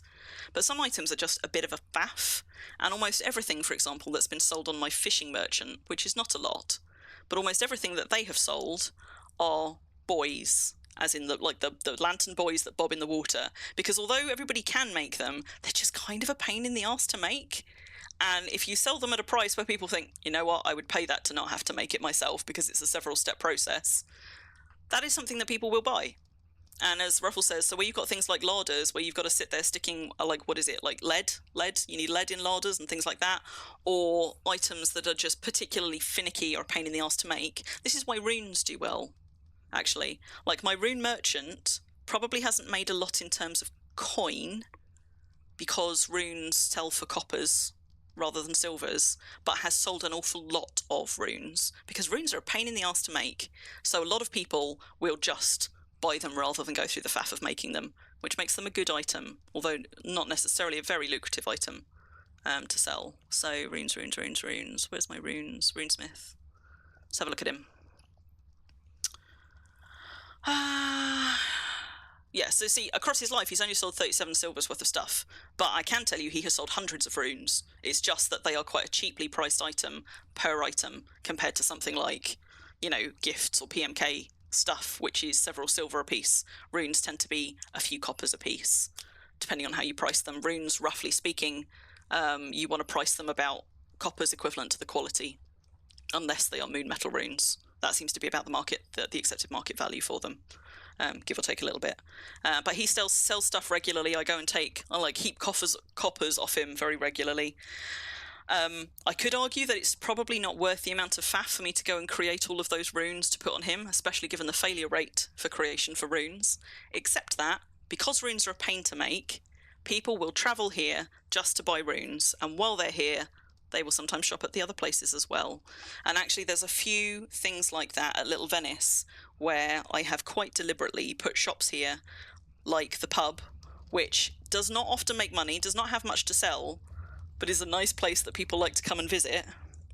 Or things like, the PMK shop does make money, but there are not many big PMK shops like this, and a lot of people will travel here just for the PMK shop, and since they've travelled all this way, will then go and visit the other shops too while they're here. So there are a few things that I've got here quite deliberately as draws. And some of those do make a lot of money under their own stead, like the PMK shop. And some of them, like the rune shop, I'm just going to swim over here because I'm being lazy, don't make a whole lot of money for the amount of faff it takes to maintain them, but do bring people over here regularly enough that the shop is worth more than what it sells. And I would say that the same is true, that's grim, I would say that the same is true, for example, of my dye shop. Because again, my dye shop does very regular trade, sells dyes all the time. People will come here specifically to buy the dyes from it, and it doesn't make me a lot of coin, and it is quite a lot of faff to upkeep, mostly because of the sealing kits, which, by the way, are a pain in the arse. So it's faff to maintain. It doesn't make me a whole lot of money, but it does bring people here quite regularly, and those people will then shop in other shops as well. So it is worth more than the money it brings in to me, which is why I've got it there. Now we're getting into marketing psychology. Interestingly, she came back from AFK. Oh no, I'm sorry, Myra. I can't even remember what it was. Yeah, you have to watch the replay for whatever one that was.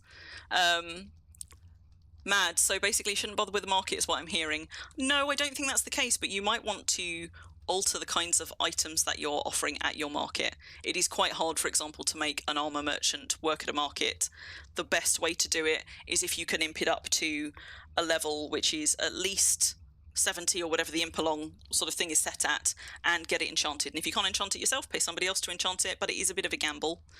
And it would be difficult to do it with those kinds of items alone. I would say you probably want to have other merchants that have got items which will draw people in more regularly to make them also look at your armor merchant while they're there, because most people wouldn't travel for one of those when those items are so accessible on the forums. But that doesn't mean that they won't buy them when they see them on a merchant at a good price. I have an armor merchant here, and they do sell stuff. Not a lot, but they do sell some stuff. I've got a weapon merchant here, I've got a tool merchant here, and they do all sell stuff. But they are none of them making a lot of money. They're mostly here for convenience, because if people have come all the way over here, they kind of expect to be able to see a tools merchant somewhere and an armor merchant somewhere. And sometimes those merchants do stuff, and I wanted to decorate the shops that they were in. So, some of them are here for sort of characterfulness and as a place for me to sell those items which otherwise I would have kicking around, wanting something to do with. So I've got, a little weapon shop, and I've got a little armor shop over here. It was a nice excuse to decorate them and have these sorts of spaces, but they don't make a whole lot of coin, and I certainly couldn't rely on them to keep Little Venice afloat. Just because of the how abundant and accessible those items are in the game. Moomin, so unfortunately this is the trouble with me catching up on chat late, so I don't know what you thought was the good advice, but you still find customers' habits confusing. Sometimes you got nice stuff and they go for sealed barrels of bison milk. Okay, but again, if you're, for example, grinding dairy making and you don't have a herd of animals or can't be bothered to go and get a herd of animals, buying yourself, I've absolutely been that person who has bought sealed barrels of things, even though I've got really good hot food cooking, my dairy making's not brilliant, and I've got large herds of sheep and bison and cows. I will still buy in barrels of milk for my dairy making and my cream making for my cooking, rather than just go to the faff of milking all of the herds that I've got a lot of the time. Convenience. Don't underestimate convenience. And that's what Ruffle was talking about with the larders, right? If an item is kind of a pain to get hold of, there are a whole bunch of people who will just throw a bit of coin at it rather than have to create that item or harvest that item themselves in game, because their time is limited and they would rather spend that time doing another thing that they enjoy more in game. And those are the people that will spend coin out of convenience and pay somebody else to do it for them. And those items, you know, unlike armor and tools and things, those are items that people might need quite a lot of. I've got barrels and barrels of bison, cow, and sheep milk at my deed, and at some point I will need more, and I will probably buy those too, even though I've got herds right there that I could milk if I could be bothered. Unless there's pickaxes and then you want many. Yes, sometimes, Myra, yeah.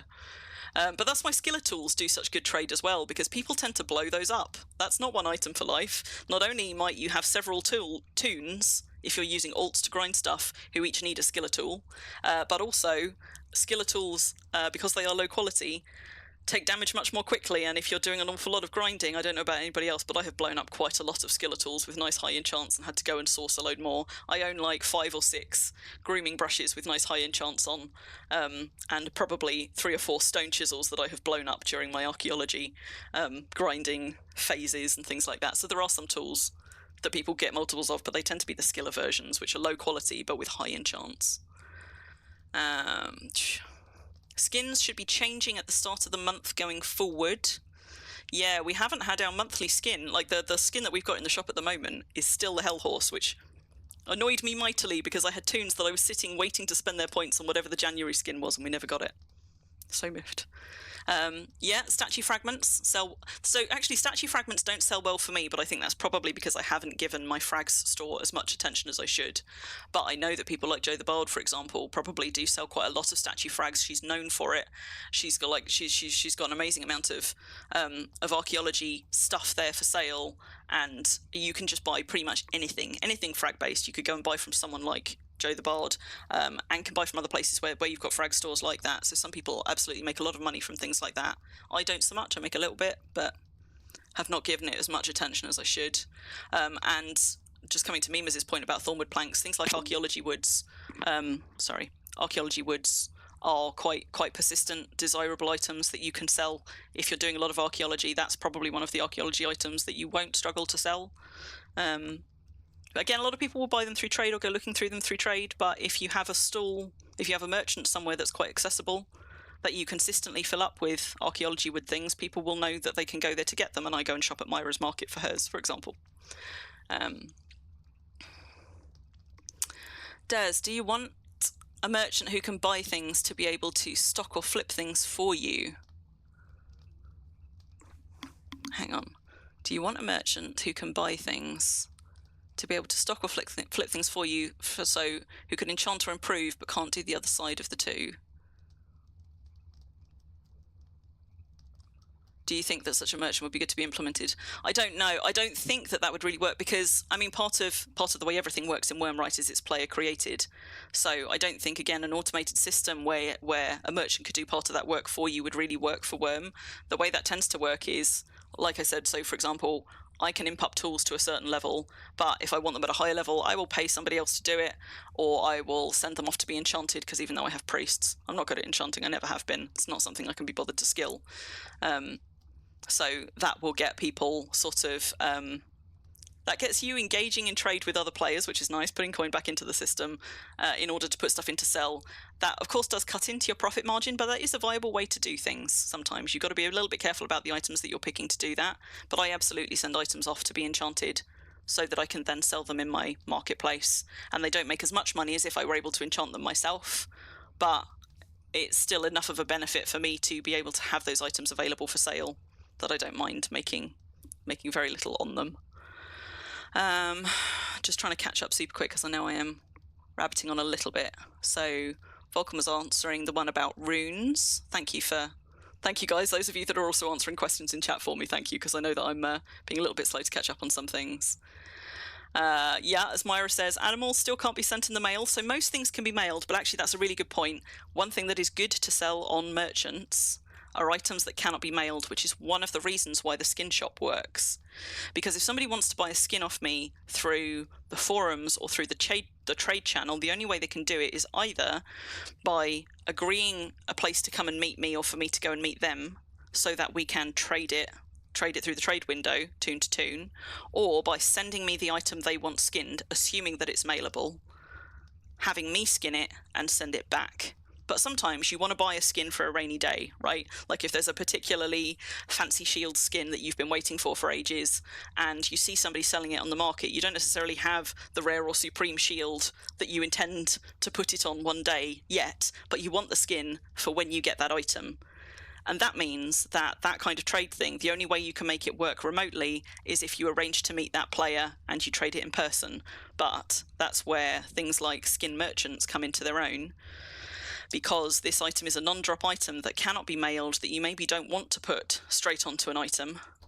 But you can go and buy them direct off a merchant, stick them in your backpack, and that is a really easy way, as easy for the most part as directly trading with a player who might be anywhere on any of the servers, advertising them in trade. And I mean, Myra's point was about animals. Of course, you can't mail animals. So animal sales, again, I don't think make a lot of money, but are a thing that people will travel for. So this whole section of Little Venice dedicated to animals does not make me very much money at all, but does give me a place to, for example, give away free things, which will bring some people to Little Venice. Even if they don't spend coin here, it will make them aware of Little Venice's existence. Or people don't generally come here for things like horses anymore, because I'm just not good at consistently enough having horses for sale. But I am selling, for example, 5 output, 4 output champ sheep here, and people might travel here for those, because they need to load it into a boat and take it away anyway, and while they're here, shop for some other things. So I would struggle, I think, to make money from having just an animal market, although a lot of people do. I don't know how much money they make from it. I would struggle to make enough to keep Little Venice going just from the animal market alone, even if I put a bit more time into it.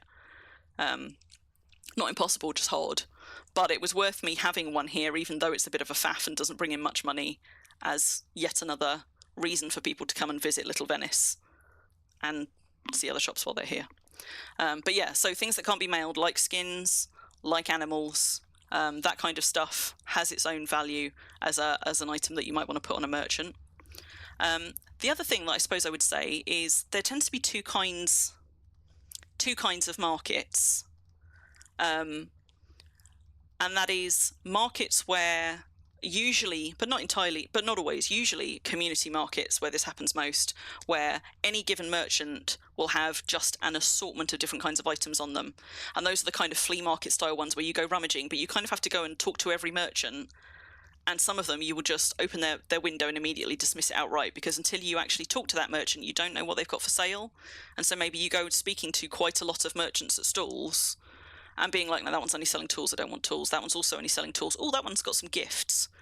But maybe they've only got 1 or 2 gifts and the rest are like tools or enchanted items or whatever. And some people really enjoy that experience, that flea market experience, but it takes a lot more time to go through merchants like that. And there are absolutely people who enjoy shopping from merchants, but will not really bother shopping from merchants set up that way, because it takes so much time to go rummaging through to find out what you want. And a lot of people are time poor or just can't be bothered with that faff. So you've got 2 kinds of markets. You've got that kind of rummagey, anything could be on any merchant kind. And then you've got ones like this, which I've never come across anybody who said they don't like merchants like this, where every merchant is only selling 1 or 2 specific types of things. It's clearly labelled. Like the shops have all got shop names that tell you what it is they're selling, and all of the shop displays show you the kinds of things that you can buy here. This one is demonstrating various skins, for example, and then when you go to the merchant, they are indeed selling skins, and this one is also selling potions. But I've never met anybody who doesn't like dealing with merchants like this, whereas I have absolutely met people who don't like dealing with merchants, where they could be selling any number of higgledy-piggledy kinds of things, because you can make a beeline for merchants like this. If you are only here for skins, you can just make a beeline for the shop you want, and maybe any other shops you see along the way that you think, oh, actually that would be of interest to me. But you don't have to go finding all 25 of my shops and all 25 of my merchants, checking all of them in case some of the others of them have skins, because they won't. And that amount of convenience cannot be underestimated, because for some players that is the key between a market that they will visit and a market that they just won't. And that is people who often spend a lot of money, visit markets on the regular, but just won't visit all kinds of markets. So that's worth bearing in mind. That's partly why I set this up the way it is, because convenience pays, and because I wanted to be able to have like thematic shops that I could decorate to show off those particular kinds of items. Because I like decorating, and I wanted to make, this is my archaeology frag shop, for example, with a display of archaeology wood so that people could see what all the different wood colours are like. And, and I've got a furniture shop over here, which again doesn't really make very much money at all, but was a really nice opportunity to do some displays to show people some of the cool ways that you can nest and do things with furniture. So the other nice thing about having merchants in buildings instead of on stalls, if you want to go for a whole market deed, and having merchants who only sell a particular type of thing, is you can then do all kinds of really cool theming around it. And this is like a showroom. This is a showroom in my carpentry shop, which doesn't sell a lot of money, but people always like the showroom as sort of like ways to display the different kind of furnishings. And this room is also in part an example of all the different colours that cedar wood comes out in on different items, because it frustrates me how cedar wood does not match itself. All of these cedar wood, all of them slightly different. So if you want to set up a kind of a market space like this, where you have deliberate shops, or even if you're doing it just with market stands rather than decorated shops like this, I would heartily recommend trying to do some kind of sorting or ordering and clear labeling of what is on your merchants. Because even if, each one is selling 3 different things or whatever, a lot of people will thank you for making it very, very clear which merchant sells the thing that they are interested in, if they don't have time to go rummaging. So I still hadn't caught up on trade, but I'm nearly there. I'm nearly on trade, on chat. I'm nearly there. There we go. Vulcan, so that's why you have a free animal pen. Yeah. I mean, that's partly why I have one. I have one because I go to all of the trouble of finding, locating, and bringing home GM-named spawns for the Brambleholm Wildlife Park. And if they're passives, and therefore I don't need a second tame slot to bring a second one home, I will often try and bring a spare home, stick it in Little Venice for anybody to take, because I know other people like them too, and not everybody has the time or the patience that I have to go locating them and finding them and bringing them home. So I partly put it there just because I love them and I know other people love them as well, but also because, some people will come here for the free stuff, and maybe they won't spend anything, maybe they'll only come here for the free stuff, and that's fine. That's more people who know that my market exists and might tell other people that it exists, or will just come and enjoy all of the love and the work that I put into creating this place, even if they never spend anything here. That's fine. They'll take away the free things and they'll care for those animals who otherwise would just get slaughtered. So I've done a bit of kind of a ramble around the houses, and I know I've got many, many more things I could talk about, but I am running out of time. So there are... I don't think I could cover all of the things that I want to talk about this time, but I could do a second one of these. If you guys think it would be helpful, there's loads more that I could ramble about things like how to set perms on buildings, or how to set perms on a deed for a market, and how to navigate things like if you're having key drop pens or bulks, how to do the perms on those. I could talk about different ways that you can do stuff like keep track of your pricing and stuff, given that the in-game system doesn't currently let us do it. What else? I could talk about how to do kind of like market research and a little bit more about that kind of market psychology I was talking about, although I've been touching on that kind of along the way, the things that I've done a certain way to try and attract people to come to the market. Schedule another one for a few weeks or so, Pisa. You'd like to know more as well, Mimas. So yeah, maybe what I'll do is a part 2, and after this I'll do a little recce of the bits that I did manage to talk about and the bits that I didn't, because there is loads more I could talk about with a bit more time. So maybe I will do a second one of these, and I've got a little bit of time now before I wrap up, so if anybody's got any burning questions that I have missed, for example, or if there's anything that I started talking about and you feel like I left something important out, do shout, because I've got a little bit more time to talk about things now. But let me just have a quick look through the kind of stuff that I thought I would say as well. Hi, Grumpold. I'm sorry I didn't see you pop in earlier, but yeah. And also, yeah, even if this is stuff that you know or kind of know in part, sometimes just hearing somebody else go through it kind of cements it in a different way or connects things that you hadn't really thought about.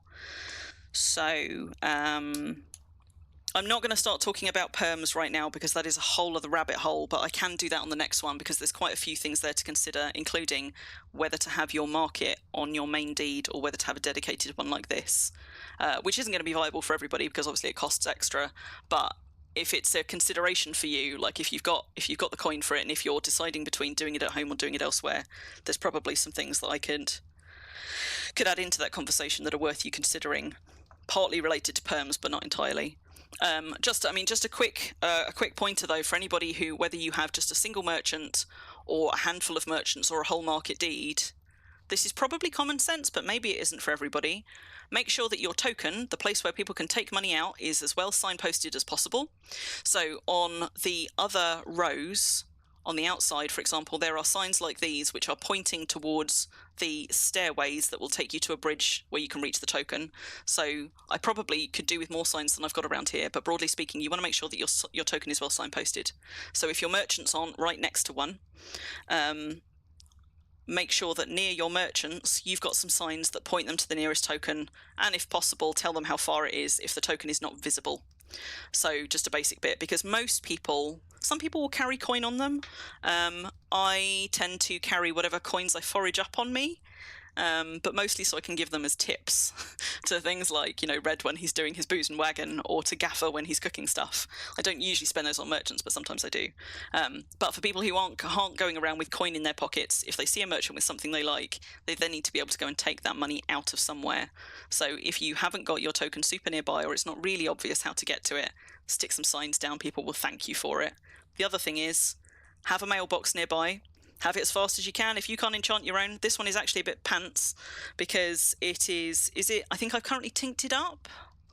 So this is actually now up to 98, but I haven't renamed it. I might be able to do it on Crim. I think it's because the toon that actually owns this mailbox isn't Georgina.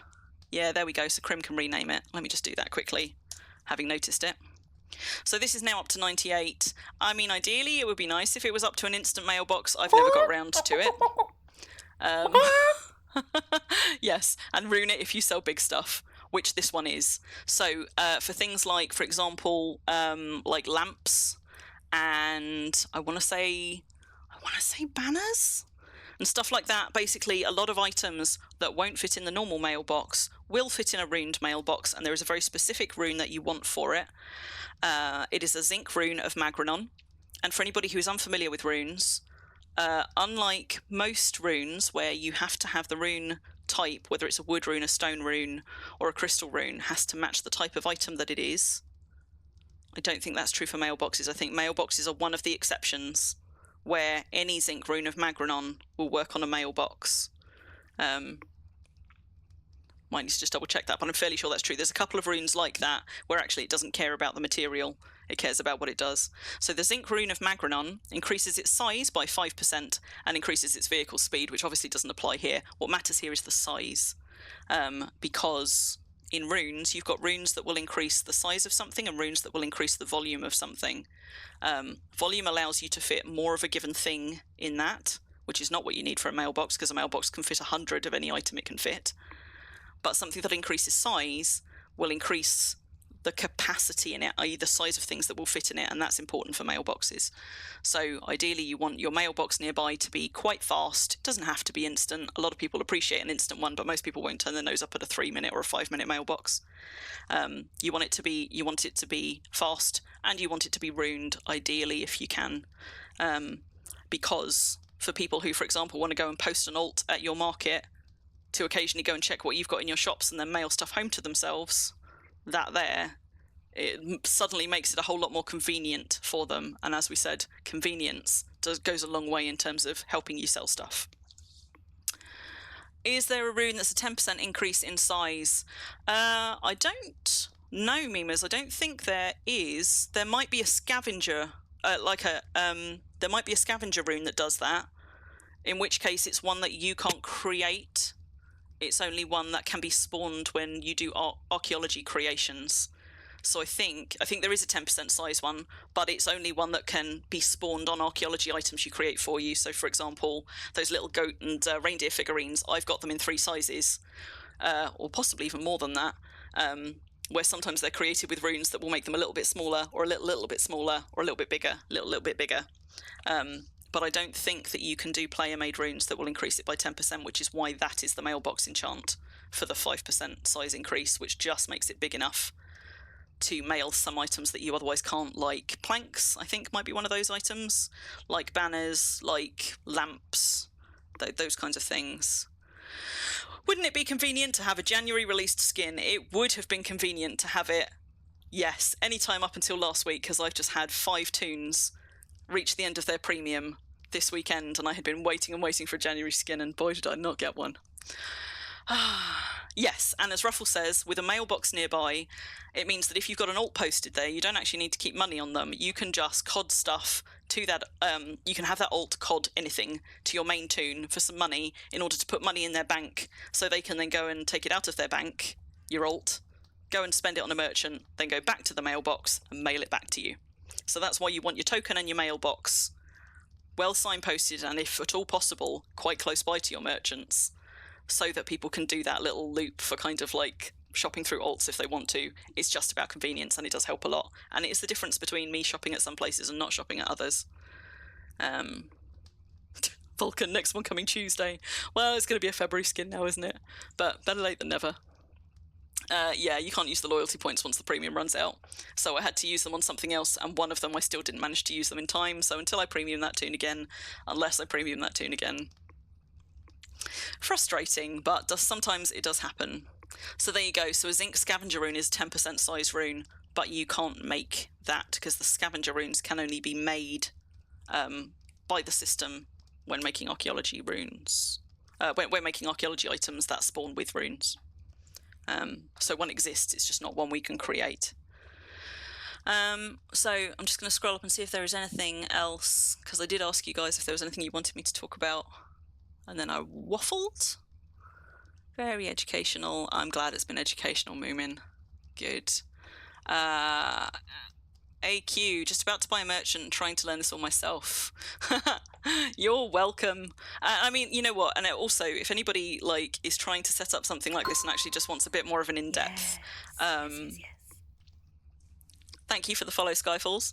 If anybody sort of like has more specific questions or is struggling with something like this and you want to pick my brains, I tend to be in game most evenings, not all evenings, but most evenings. I'm on GMT time, but I tend to be in the game most days on my main Crimson Earth. This one here. So, you know, or you could pop me a PM on the forums. I'm also Crimson Earth on the forums.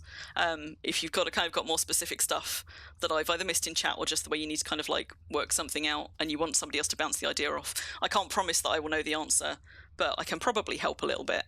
Yeah. So, yeah, and if you can't enchant a mailbox yourself, or if you can't make runes yourself, go and put a little bit of money out into the market, pay somebody else to come and do it for you. It is worth doing it rather than not having a mailbox there. It is well worth doing it. So, anything else I've missed? Educational and chill, entertaining, good mood stream. Thanks, Bisa. What's this? Your post office. Memers. Nice. Look at that. Look at that. And by the way, oh yeah, that's the other thing. Also, label your stuff if you can. That's quite hard if, for example, you set up your merchants near a deed where you're taking advantage of a well-runed mailbox that existed before you were there, because, as you will know, you can't load or move or rename mailboxes that are not yours. But if you make it and you've ruined it, just rename it so that people can see at a scroll over that it's ruined, particularly if there's a few mailboxes around and there's one that's ruined. Make sure that one's labelled. Maybe also stick a little pointy sign up somewhere being like, ruined mailbox this way, so that people don't have to go checking all of your mailboxes and trying to drop stuff in it or examining it to figure out if it's ruined. Likewise, that's the reason that I put the cast on there, because it tells people how fast it is at a glance. And again, if you've got mailboxes dotted around, they're all going to have slightly different casts. Just rename it if you can with the cast on it, so that people can make an easy scroll over decision without having to walk all the way over there. Again, convenience. Costs you nothing to do. but is helpful, and people appreciate you being helpful.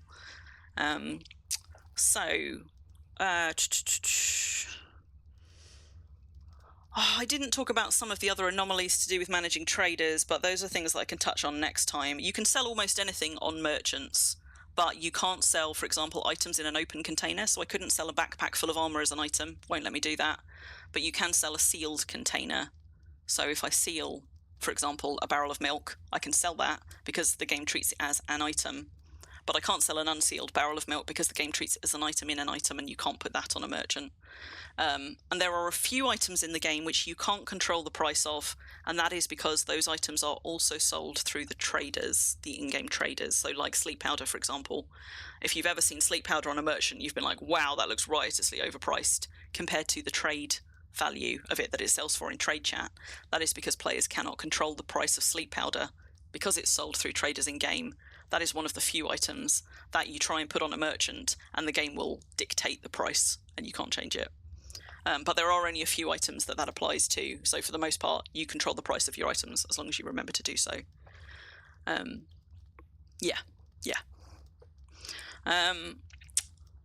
But yeah, I'll do another one of these, and I will talk a little bit more about things like maybe how to set up if you want a kind of like a little shopping district like this. Some of the things to consider in terms of how to set that up. I've touched on a few of them, but I'm sure that there's more that I could talk about there, about sort of like marketing psychology and how to research stuff, about all of the thorny stuff around setting up perms, because that can be a really tricky one that trips a lot of people up when they're first trying to do markets. And some other things like that. But I think that will all have to be content for another stream. Big thank you as well to those of you that have also been chipping in, either to tell me about like what is and isn't working for you, but also helping to answer other people's questions and things as they pop up in chat, because I always miss some, partly because of the speed at which I talk, but also just because it can be quite hard to catch everything when you're also trying to think and do other stuff. So I know I do always miss some messages and don't realise until I rewatch. So thank you for everybody else who's also contributing bits of knowledge and stuff here. And as I say, if you want to come and visit Little Venice just to kind of have a look around at what I've done and how I've done it here, we're just on J23 on release. If you missed the marketplaces thread, which I shared at the beginning, I'm just going to pop it in chat again because I know some of you joined a little bit later. But if you want to go and find other marketplaces in game to go and see how they've done things, because you learn by going and, a lot of the stuff I've learned just by going and interacting with other people's markets and seeing what I do and don't like about them and what works. Please do go and have a look at other people's marketplaces too. Maybe spend some coin there if you've got a little bit of coin to spend, but even if you just go to admire. And I don't know anybody who doesn't appreciate a forum message or a PM if you really like their market saying, I really love your market. I get a little happy anytime somebody sends me one of those, and I'm sure that other people do too. So it can take quite a lot of sort of time and labour and money, in fairness, to set something up like this. If you see a market out there that you like, try and track that person down and tell them, because I'm sure that they will appreciate it. You'd like to have coin mad, but no one buys stuff on your merchants. Maybe you need to diversify your stock. Maybe we can help. Oh, my lights have just gone off as well. I don't actually need to be on Georgina anymore, so I'm just going to do a little magical split back to Crim.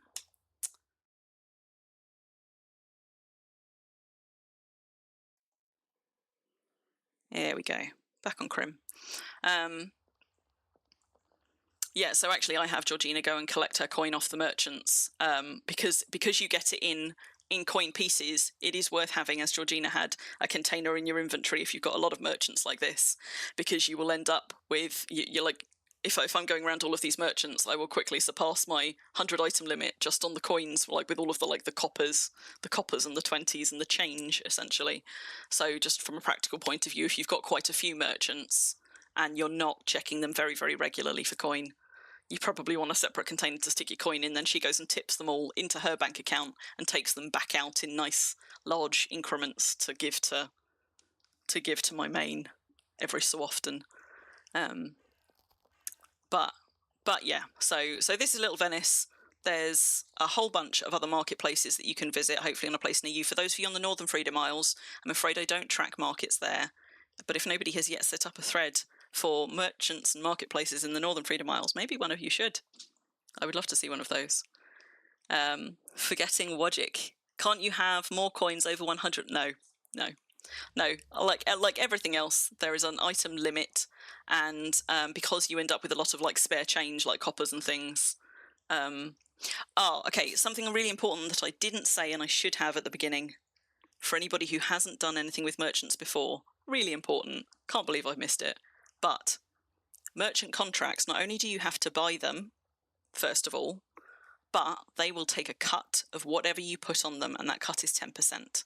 And this is one of the things that puts a lot of people off using merchants in game, because not only do you have to pay the upfront cost, but you also then have to pay them 10% of whatever profit you make on them.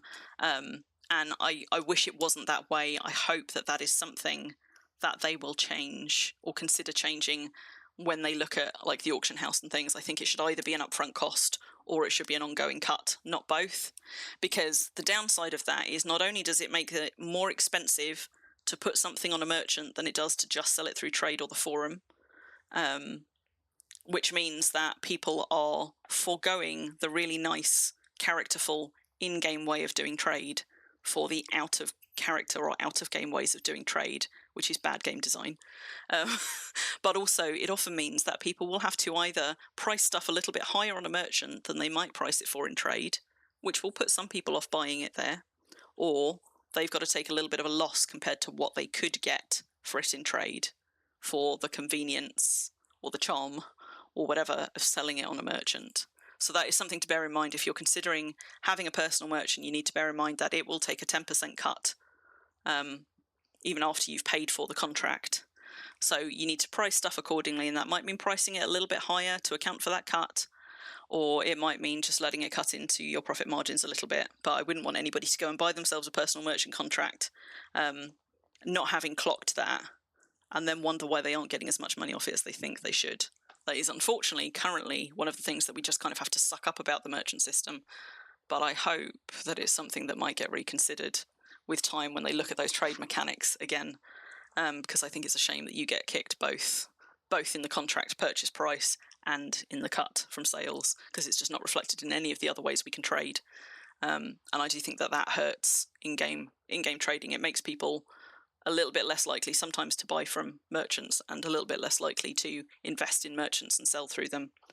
And I think that marketplaces and merchants can add a lot of charm and character to the game, and I would like it to be incentivized rather than disincentivized. But that is a rant for another day. So, yeah, that's why they want an auction house, because they want to be able to make a cut on everything. Maybe, I mean, I'm trying to reserve judgment on the auction house. I don't quite know what it's going to look like, and I'm trying not to borrow trouble by imagining all of the things that I think I might like or not like about it. So I'm kind of just staying neutral on that and seeing what comes out from it. But I hope that at the very least, when the work on the auction house is done, they will also look at the trading system in general, and maybe we will see some quality of life improvements elsewhere, like on the personal merchants and the costs involved with them. Yeah, one time they did put a sale on merchants in the shop. They were down to, I think, 4 silver on the Southern Freedom Isles anyway. I don't know if it was the same on the North, which is probably where I bought up those extra merchant contracts, because I'd had it in the back of my head that I might squeeze some extra shops into Little Venice, and as you can see, I still haven't done it. But I think I took advantage of that sale and just bought some extra contracts because I knew at some point I would want them. You can buy them off other players as well. It's just you don't often find them on the market, and even then you probably won't find them for much less than you can buy them on a trader. Sometimes a little bit less, but not a whole lot less. So yeah. So I'm going to have to wrap it up there, because I'm now going to have to go and pick some people up from a pub who I posted to a pub so that I could do my stream tonight. But I will just try and, when I go back and do my rewatch of this, I'll try and take note of the bits that I did get to talk about, the bits that I didn't, make myself another list, and I will do a part 2 one of these at some point. So I guess as well, if you guys go away and other things occur to you that you wanted to ask or want to know about, you can try and PM me on the forums or in game, but you could also just hang on to those questions till next time, and we'll have another bit of a conversation with more expertise than just mine in the room, to try and address some of those other things for you. So I'm going to leave it there, my lovelies. We've got, haven't got any news thank you all for coming. You are very welcome. I'm going to switch to my cooldown. This time I picked one, although this is not a market on release.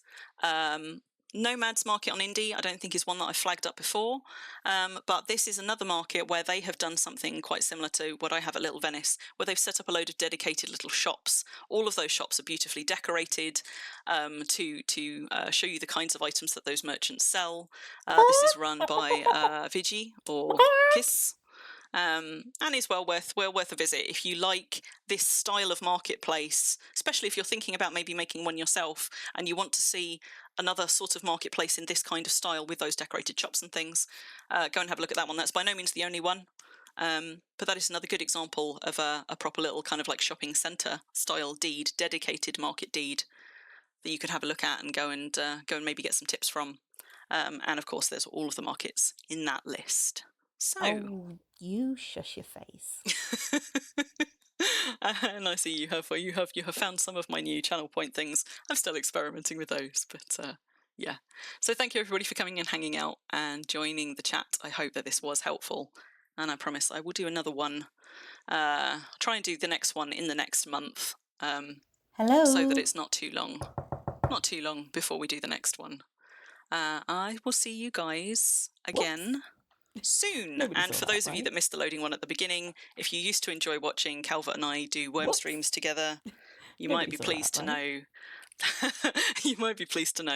that Calvert and I hope to be doing a Wurm stream again together next Friday. So it will be nice to have him back streaming Wurm, and hopefully I will see some of you then. And I don't know what I'm streaming next Saturday, but I will be streaming something, so the rest of you maybe I will see then. Take care, guys. Good night. Whoops. Nobody saw that, right?